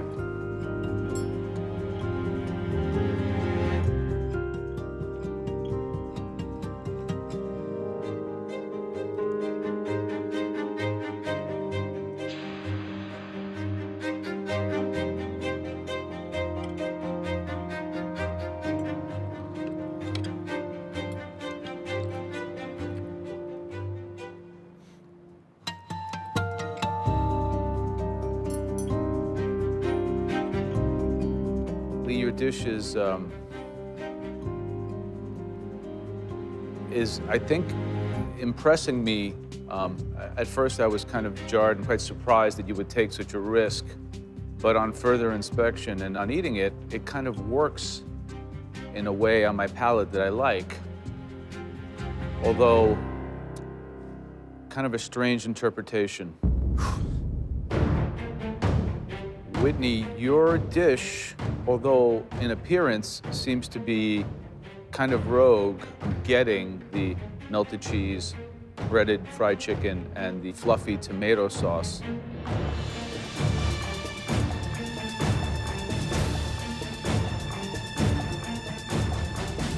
Lee, I have to say that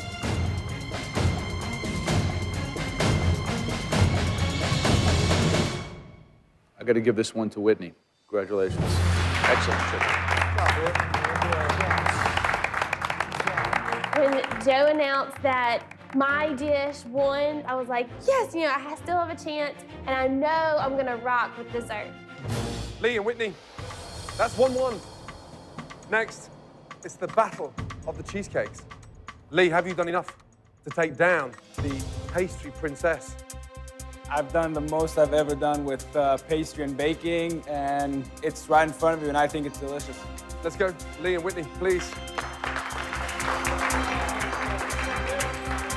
It was all down to a cheesecake.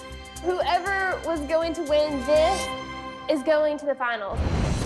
Next time on MasterChef. The person joining David Miller in the final of the first ever MasterChef.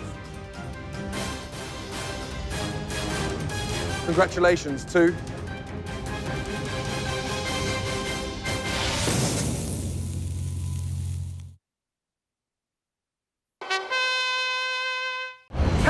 Previously on MasterChef, 7, Whitney and Lee battle it out in the semifinals. 3, Sausage. 2, Sausage. 1, and go! Stop! I think at the end of the day, I got to go with my heart. And Lee, that is yours. Congratulations. Thank you. Great job. That's 1-0. Whitney, if you lose this next plate, you're leaving MasterChef.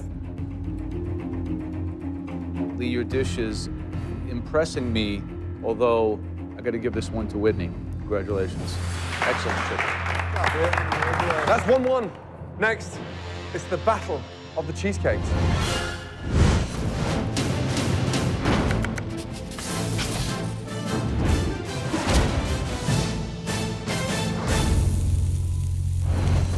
Lee, that looks a classic baked cheesecake, New York style, topped with a rhubarb compote stroke puree. What else is inside the rhubarb? There's butter and sugar, obviously, and infused ginger. Whitney, explain the blackberries around the outside. What have you done with them? The blackberries have been cooked in a little sugar and just let them stew on the stovetop. The topping, I let sugar kind of almost come to a caramel, kind of like a brittle. Why did you choose not to bake a cheesecake and go with something that was just set in a fridge? I like the fluffiness that it kind of adds to this take on it versus the baked. What are you looking for inside that cheesecake? It's gonna be creamy, and then you have the texture. You have the texture on top, and then you have the berries that will give us all just like a contrast of flavors, but they'll all work really well together.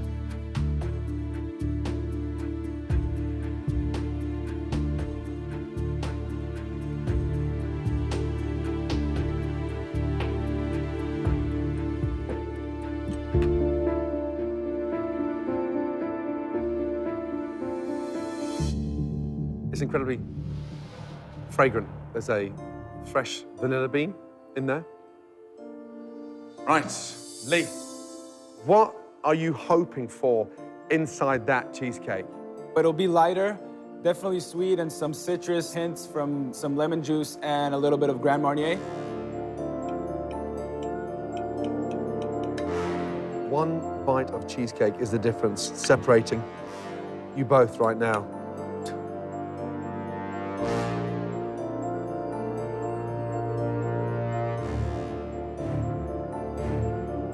It's actually a lot lighter than it looks. The base is done perfectly. You pull that off, and it complements the tart sweetness of the cheesecake.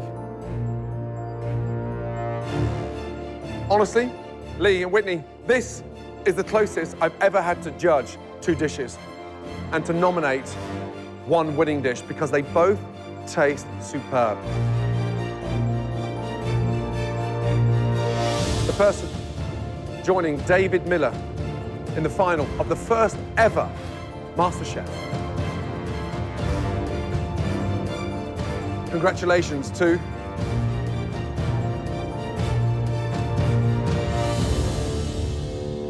Whitney.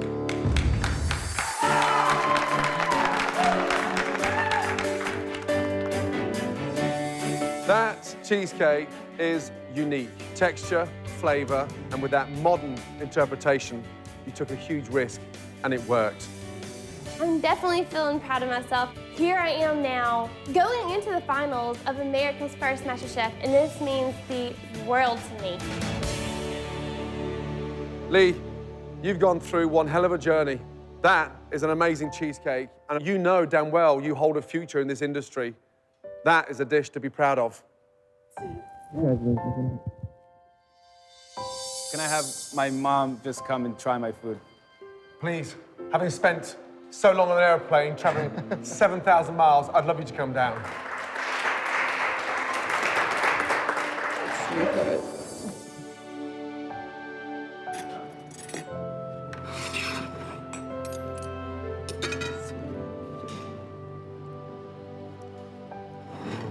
Hannah, what do you think? Amazing.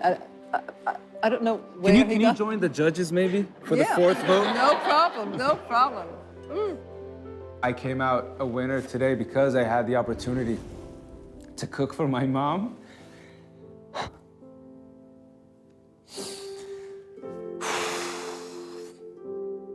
And all, competition aside, that to me means more than anything. And it just tells me that I am doing the right thing with my life. I'm so proud of you, sweetheart.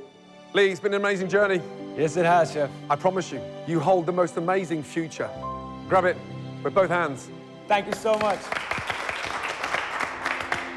Let's go, ladies. This whole experience just strengthened my belief that I did find my calling in life. I think this dish delivers on multiple levels. You talk like a chef. You're very passionate. Congratulations. It showed me that I have the potential, that I have the talent to really grab it and make the most of it. And that's exactly what I'm going to be working on.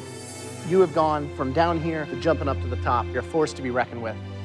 This is the best and the most unique dish in the history of MasterChef. The education that I got from this whole experience is worth just as much as $250,000. It's David versus Whitney in the grand finale.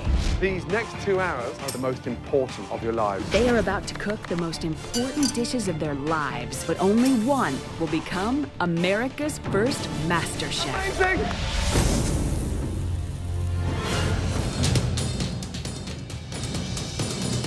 Welcome to the MasterChef main event. It began with tens of thousands of amateur cooks across the country, hoping for a unique opportunity to be crowned America's first ever MasterChef. We're now down to our final two. Whitney, a 22-year-old student who's become a force to be reckoned with. Can the pastry princess become MasterChef? I might be small, I might be young, but I'm fierce in the kitchen. That title is mine. And David, a software engineer from Boston, who shed his arrogance and has blown us away with these dishes to become a true contender for the title. It comes down to one final battle, and I'm coming out on top. I will be America's first MasterChef. One of these two finalists will win $250,000 and be given a unique opportunity to publish their very own cookbook and earn the distinction of becoming the first ever American MasterChef. And it's all happening tonight. Whitney and David, please go to your stations.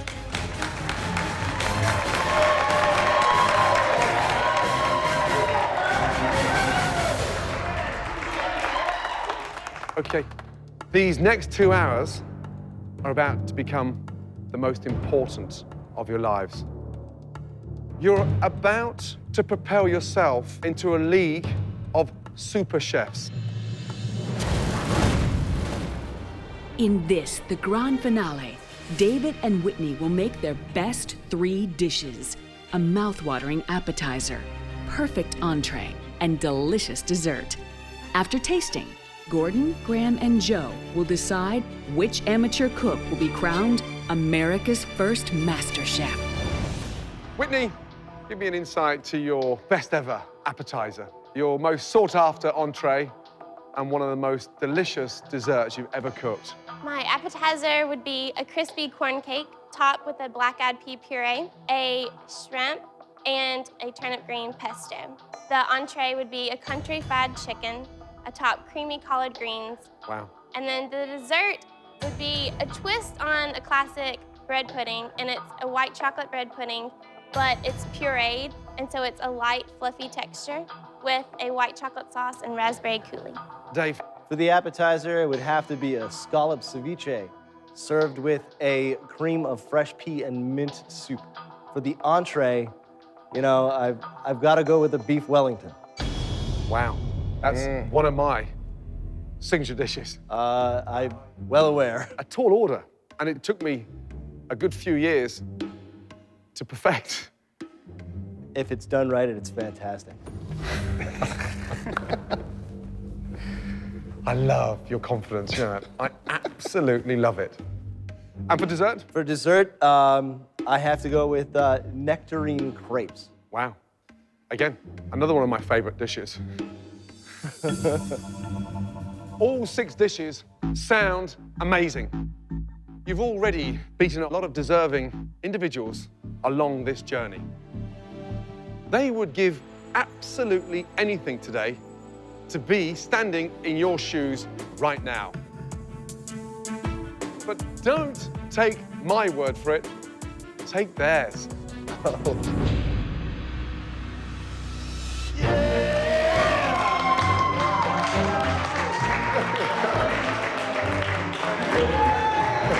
Say hello to your former competitors.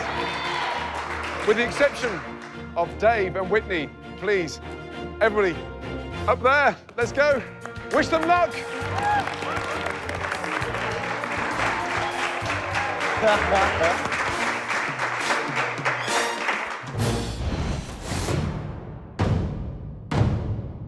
The best dishes you've ever cooked in your entire lives. A stunning appetizer, a phenomenal entree, and finally, a unique dessert.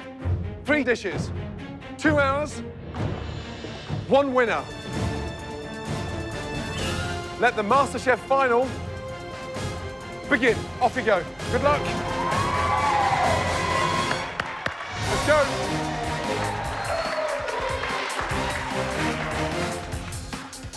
I'm rooting for the girl who took me down, Whitney.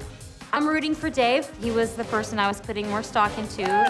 I'm rooting for that Mississippi girl, Whitney. Whitney is gonna bring it for the girls down south. Dave is gonna be the one. I'd like to see Whitney win. I was rooting for Whitney. Nothing is gonna get in my way. That title is mine. I think I'm gonna do it. I think I'm gonna be America's first MasterChef.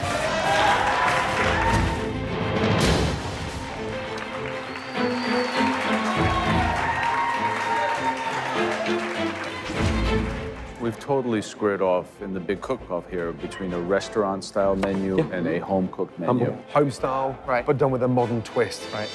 Whitney will prepare a corn cake appetizer topped with a black-eyed pea puree, shrimp, and turnip green pesto, followed by country fried chicken on a bed of collard greens, and ending with a white chocolate bread pudding with raspberry coulis. If he underestimates Whitney, he's got another thing coming. Ed's bitten everybody in the backside before. David will prepare scallop ceviche with fresh pea and mint soup appetizer, followed by beef Wellington, and ending with a nectarine crepe. If he pulls this menu off with that level of intricacy, he's going to kick her butt. Right? Let's get that right. Let's look at the appetizers. I am fascinated to taste that marinated ceviche scallop. Yeah. And the chilled pea soup. Again, as always, from David Middle, a lot of unorthodox, untraditional technique that sometimes has led to victory. Let's see what he does today. We've got the scallop ceviche, bright, spicy, alongside this creamy, chill, fresh pea soup with the mint. You would never put those together, but I would. Perfect. My appetizer is crispy corn cake with a black-eyed pea puree, a turnip green pesto, and a shrimp on top. I mean, that is so many different things going on at one time. The thing with Whitney's appetizer, even though it is kind of low country cuisine, the fact that she's elevating it by taking the black-eyed peas, making a nice puree of them, as well as taking the turnip green and making a pesto, I've never seen that done before. What a great use of a green that most people throw away. It's rustic. It'll probably be delicious. My question is she bringing dishes that will grab our attention and really say, wow, does it have what it takes to win MasterChef? How was the scallops? Good. They're fresh. If I start keeling over in pain halfway through, you'll know the scallops are no good. The scallop ceviche. But he's laughing and joking now. Let me know in 25 minutes what time it is. Yeah, look at the difference on their faces. One is so focused and so concentrated. The other one wants to play to the audience. Nice. Can you smell that?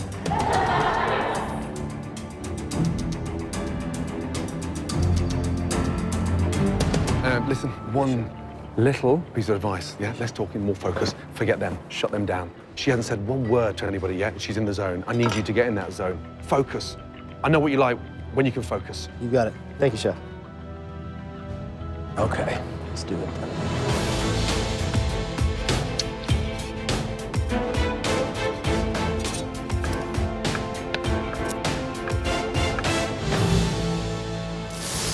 With just half the time remaining, David and Whitney move on to their desserts.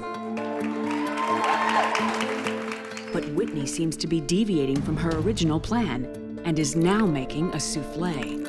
Why would Whitney change at the very last minute and start attempting to do a souffle when a stunning white chocolate bread and butter pudding can be the most delicious dessert anywhere in the world? I don't understand why she'd need to risk everything now over that. Imagine the irony if the pastry princess was taken down by her dessert. Yeah.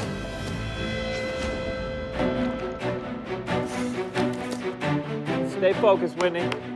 Go with your gut. Go with your gut, girl. Which is the dish you're most nervous about out of the three? Is it the dessert, entree, or appetizer? Sadly, my dessert, because... Which is the first time I've ever heard you talk like that. I know. You've never been nervous or intimidated by a dessert. Is it because you've turned the dessert into a souffle now? Yes.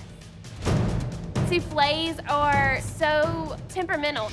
They can overcook, and then you're going to have this really yucky texture. Or you could undercook it, and it could be a big, gooey mess. If that doesn't work, yeah, it's going to cost you $250,000. Oh, man. With 45 minutes left to go, David and Whitney are now focused on the finish line and putting everything they have into their entrees. The great thing about chanterelles is that they're so firm, and you have a great texture that when you sear, they get a beautiful caramelization and earthiness to them.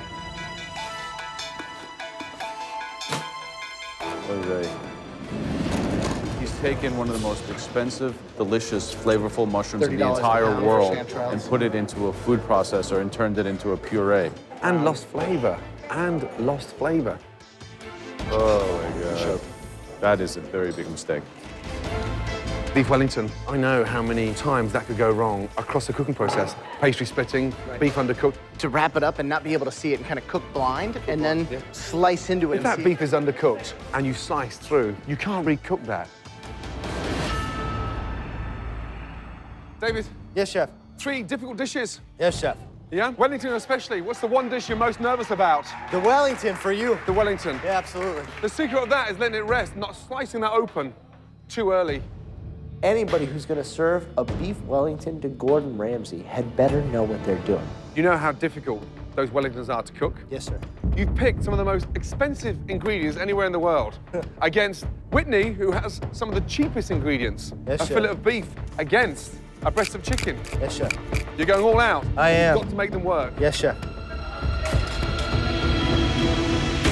The chicken. Are you pounding the chicken? Put it into the marinade or? Yes, I'm doing it like a country-fried steak, but doing chicken. My cooking and Southern cooking is taking ordinary ingredients that don't cost that much, like collard greens or turnip greens, and elevating them to something so much more. Steak fried chicken breast, you're talking about one of the poorest proteins cooked in the poorest way, a true Southern tradition. And she's taking that tradition and technique and applying it to her chances to win the first ever title of American MasterChef. Yeah. Now that's risky stuff.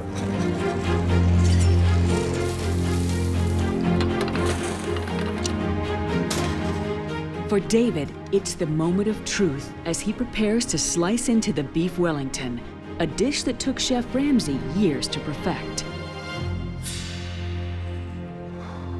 Come on, Dave. Come on, Dave.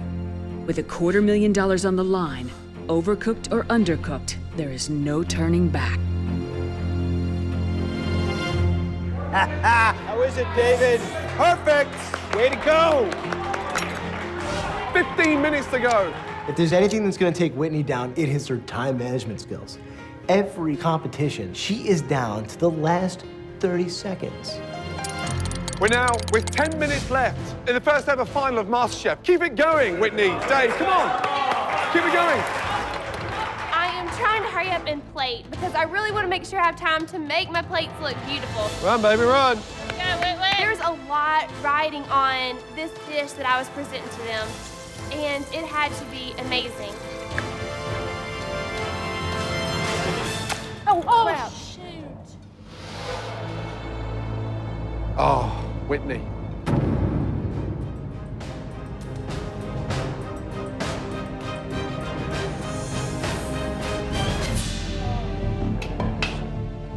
She dropped the chicken. You dropped the chicken.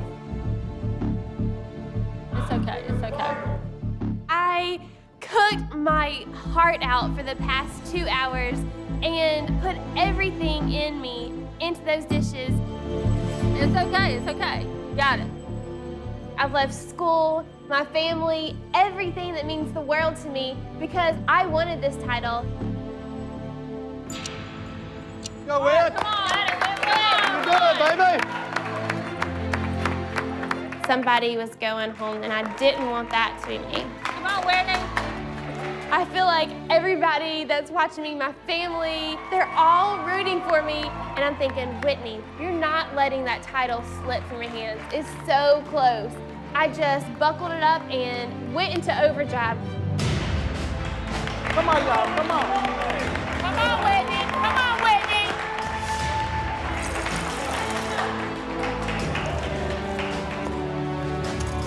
You've got 5 minutes to go. The last ever 5 minutes in the MasterChef final. Come on, guys.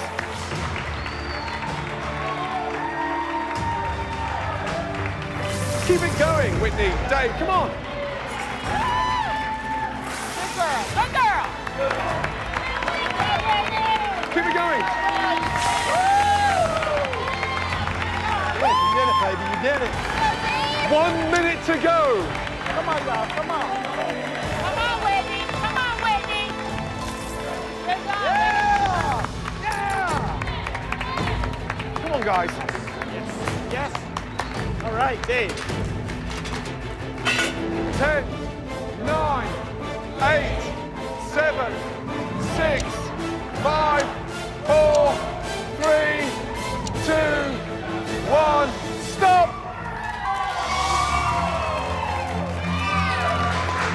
Bring it! Oh! Good job, Whitman! Come here! Woo! That's it, we're done! We're done!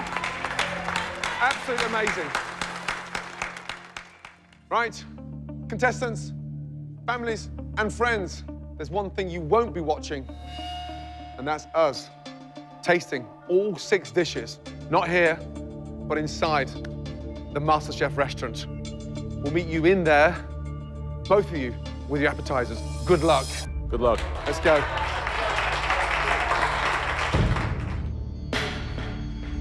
If you'd asked me 6 weeks ago whether or not I'd have the opportunity to win MasterChef, I would have said not a chance in hell. Sitting here now, in the final 2, I think I'm gonna do it. I think I'm gonna be America's first MasterChef. All right, Dave. There's a lot riding on this one dish that I was presenting to them because I seriously want that title. Like, I want it so bad. Whitney and David will present the 3 courses 1 dish at a time for the judges to taste. The finalist with the best overall meal will become America's first MasterChef. What a phenomenal 2 hours. Well done. Thank you, Chef. To you both. Good job. Okay, appetizers, please.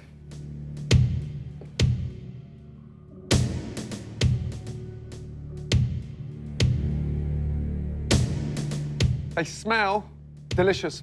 Dave, please, what is it? We've got a sea scallop ceviche served alongside a cream of fresh pea and mint soup. Wonderful. David, do we pour the soup over or just sip? Personally, I would not eat them together. They're there as a complete and total contrast separately. Sorry, excuse me, just stop there. You wouldn't eat them together, so why are they on the same plate? Again, but independently, they don't run. So it's not an appetizer, it's 2 courses on 1 plate? I did it intentionally so that they would be separate. Okay, let's go.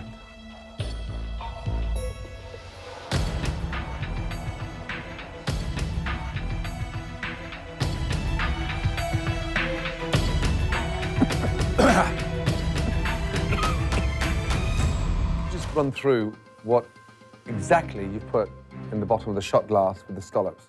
There is a touch of, maybe more than a touch of jalapenos. God, that's hot. Okay. Whitney, describe your dish, please. I have a crispy corn cake, and on top is a black-eyed pea puree with a turnip green pesto and shrimp. Do you think that some of these ingredients that you put here are a little bit unorthodox, kind of the combination, or is it all makes sense in your mind? When you taste it, you'll taste the different flavors, the textures, and I think they all really work well together. How did you cook the shrimp? I made almost like a crab bowl, seasoned the water with salt, add onion, and then dropped it in there to add flavor. I wonder if these shrimp are actually cooked.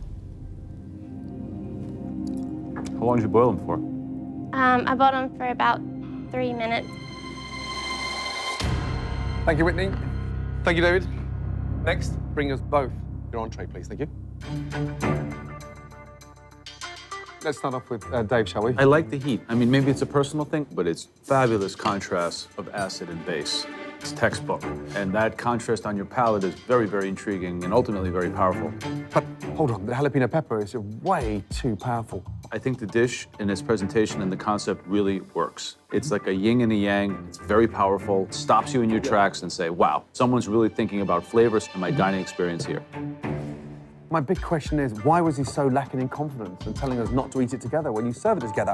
I think that his confidence is a front. He's an intuitive cook. He can put it on the plate. I don't think he can communicate it well, and I think in this high-pressure scenario, he's breaking. He's cracking. That is a better appetizer than you will get in most restaurants. Okay. Whitney's black-eyed pea puree, delicious, and it's quite a invention to have the balls to puree that. The corn cake looks perfectly griddled. Seasoned nicely. Seasoned nicely. This is true Southern food. She's trying to elevate it to a different level. But if the shrimp had been cooked more, this could be a delicious dish. Both dishes have got highs, yeah, and lows. Very tough.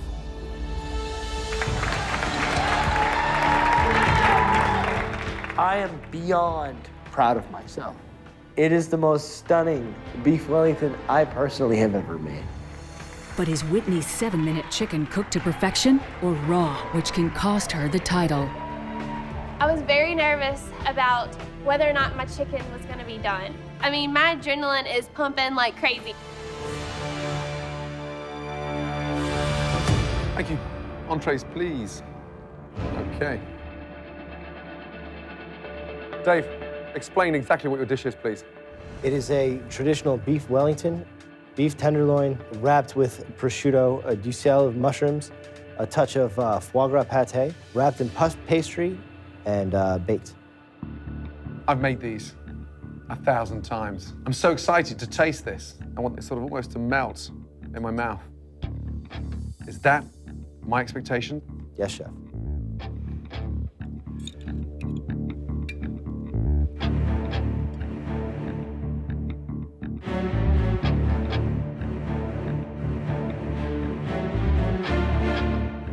Beef, seared beautifully, seasoned perfectly. Here's the thing. You took the best cut of beef anywhere in the world and made your life difficult with it. In the most pressurized contest anywhere in America tonight. And it's not bad, but it's not perfect. You had two up your sleeve and wrapped up both of them, and then opened up one, sliced it, 2 more minutes, and then you're gonna hit perfection. Help me to understand, why would you pick a dish that took me 1,000 times to get right?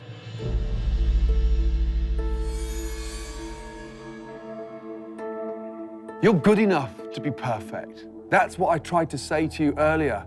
Use your time wisely. I've seen you focus in a way that is so admirable. David, I can see the regret welling in your eyes. And don't do that.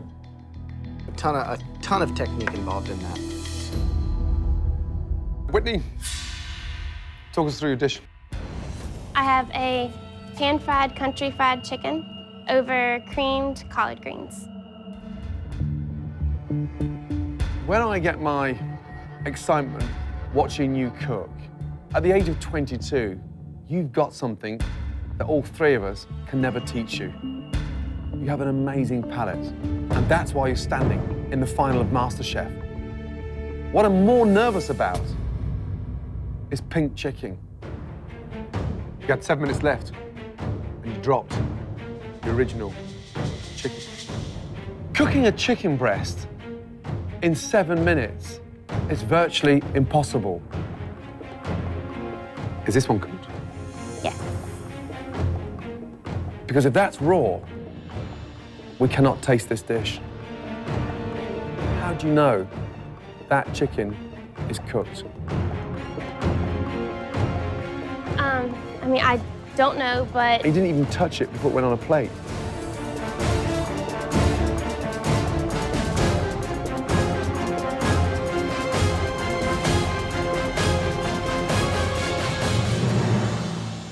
Whitney, it's cooked perfectly. I was freaking out. I was like, seriously, you have a chance now, Whitney. You have a chance. It's like creamed, textured spinach, but with a much cheaper, humble ingredients. Are collard greens cheaper than spinach? Yeah, much cheaper. They give them away. Yeah, exactly. They do. Collard is something that you have to cook at a very low temperature for a long time. You cut them extremely thin. That was really smart. You've managed again to execute a very well cooked chicken breast. Thank you. Dave, Whitney, please bring in your final dishes. Thank you. It's fancy versus simple, at-home gourmet versus southern hospitality beauty. This is something that you would get at a diner in the Low Country. And Dave's is something that you would order at a very fine restaurant in New York City. So again, it is the culinary civil war, North versus South. That dish has got great potential, there's no two ways about it. He just needs to make it another 500 times before he perfects it. Right. The buttermilk chicken. Unbelievable. Unbelievable. And she did it with 7 minutes to go. Right. Ready for dessert? Yep. Let's do it. I didn't think about anything else. Even though I knew how important this was, I was like, you're not letting that title slip from your hands. It's so close. It comes down to one final battle, and I'm coming out on top. Right. Dave, what is that? It is a nectarine crepe Suzette style. Talk to me about the nectarines. What did you do? Sauteed them in butter and brown sugar and flambéed with cognac. The secret of a good crepe is the color and the thinness and the texture and, of course, the filling. Crepes, nice and thin.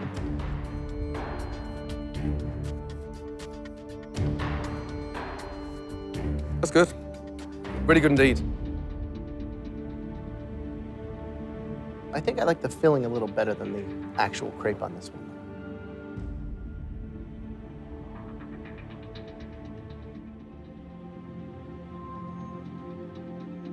C'est très, très bon. Very good.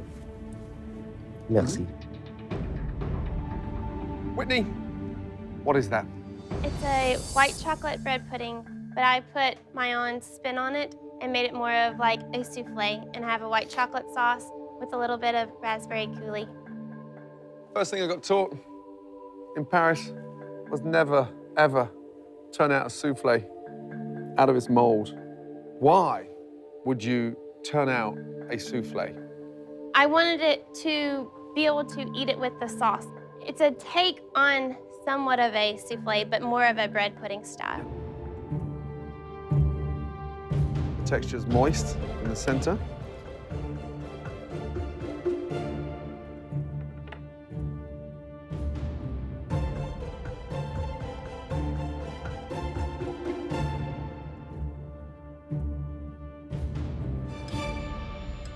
Two very delicious desserts.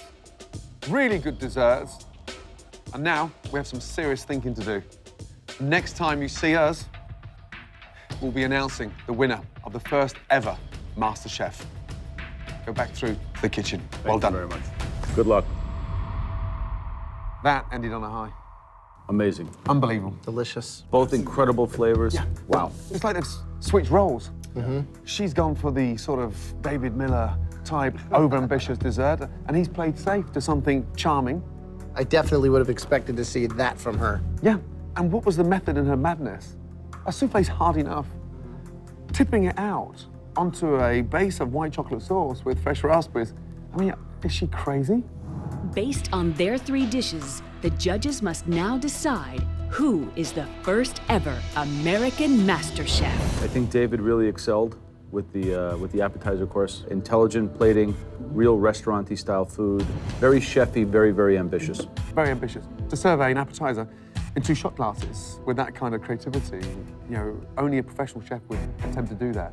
The thought process behind it was light years ahead of what Whitney put up. Then I think that where Whitney went wrong is that she went away from her instinct and tried to intellectualize a dish, taking Southern ingredients, techniques, and making a restaurant-style dish, and it didn't work. However, flip over the entree, and she pulled it off. Because that chicken 100%. was absolutely delicious. But 2 things on the plate, and it sang. It was incredible. It was a beautiful duet. The chicken, she nailed it. 7 minutes. I don't know if she was lucky. How? I have no But idea. how in 7 minutes? Both sides, though. It wasn't a fluke, because if you look over the entire chicken, evenly cooked, gorgeous, golden all around. And dessert, I mean, 2 high points in terms of a modern interpretation of a souffle, and then a classic. The crepe was excellent. I couldn't stop eating it. The crepe was simply delicious. Whitney's souffle, I've got to give her incredible credit for attempting a souffle in the final. The actual cookery and technique that's involved in this, I thought it was an amazing example of taking something and making it better and more modern. More modern. Unfortunately, there can only be one master chef. Okay, let's go. The title of Master Chef means the title of lead software engineer goes out the window. It is a chance to break through into a bright, new, and exciting world. And to be fast-tracked into that position is a dream. This is my biggest dream ever. I'm just a small town girl, and my dream is to really have my own catering business. So becoming America's first Master Chef will change my life completely.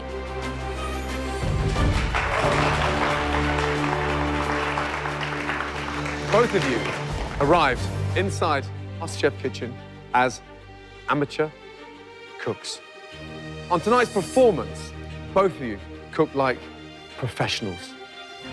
You now deserve the right to stand here, right now.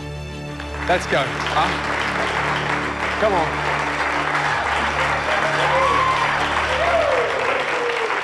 Well done to you both.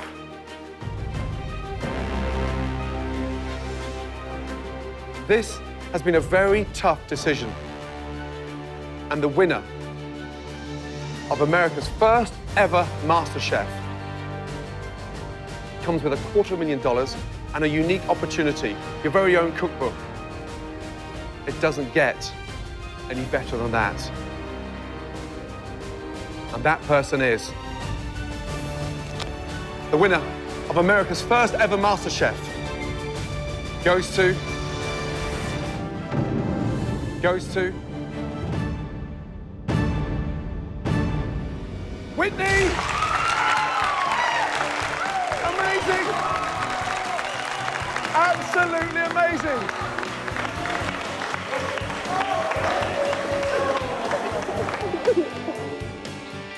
I'm so excited, and I just really want to tell everybody that, you know what, if you have a dream, go after it. My dream was the title of America's First MasterChef, and I cannot be any more happy than I am right now. Whitney, you're not allowed to drink.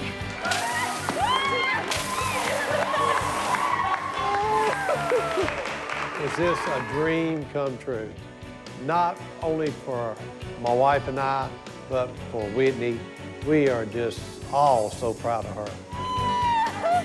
I'm beyond proud of myself. Even having the opportunity to even cook for these guys, to show them that I do have what it takes, you know, but wow. Next to that one, she puts me to shame, and I know she's gonna build that catering business that she's always wanted. The first ever American MasterChef, Whitney! It's just indescribable. I don't even know how to explain how happy I am right now.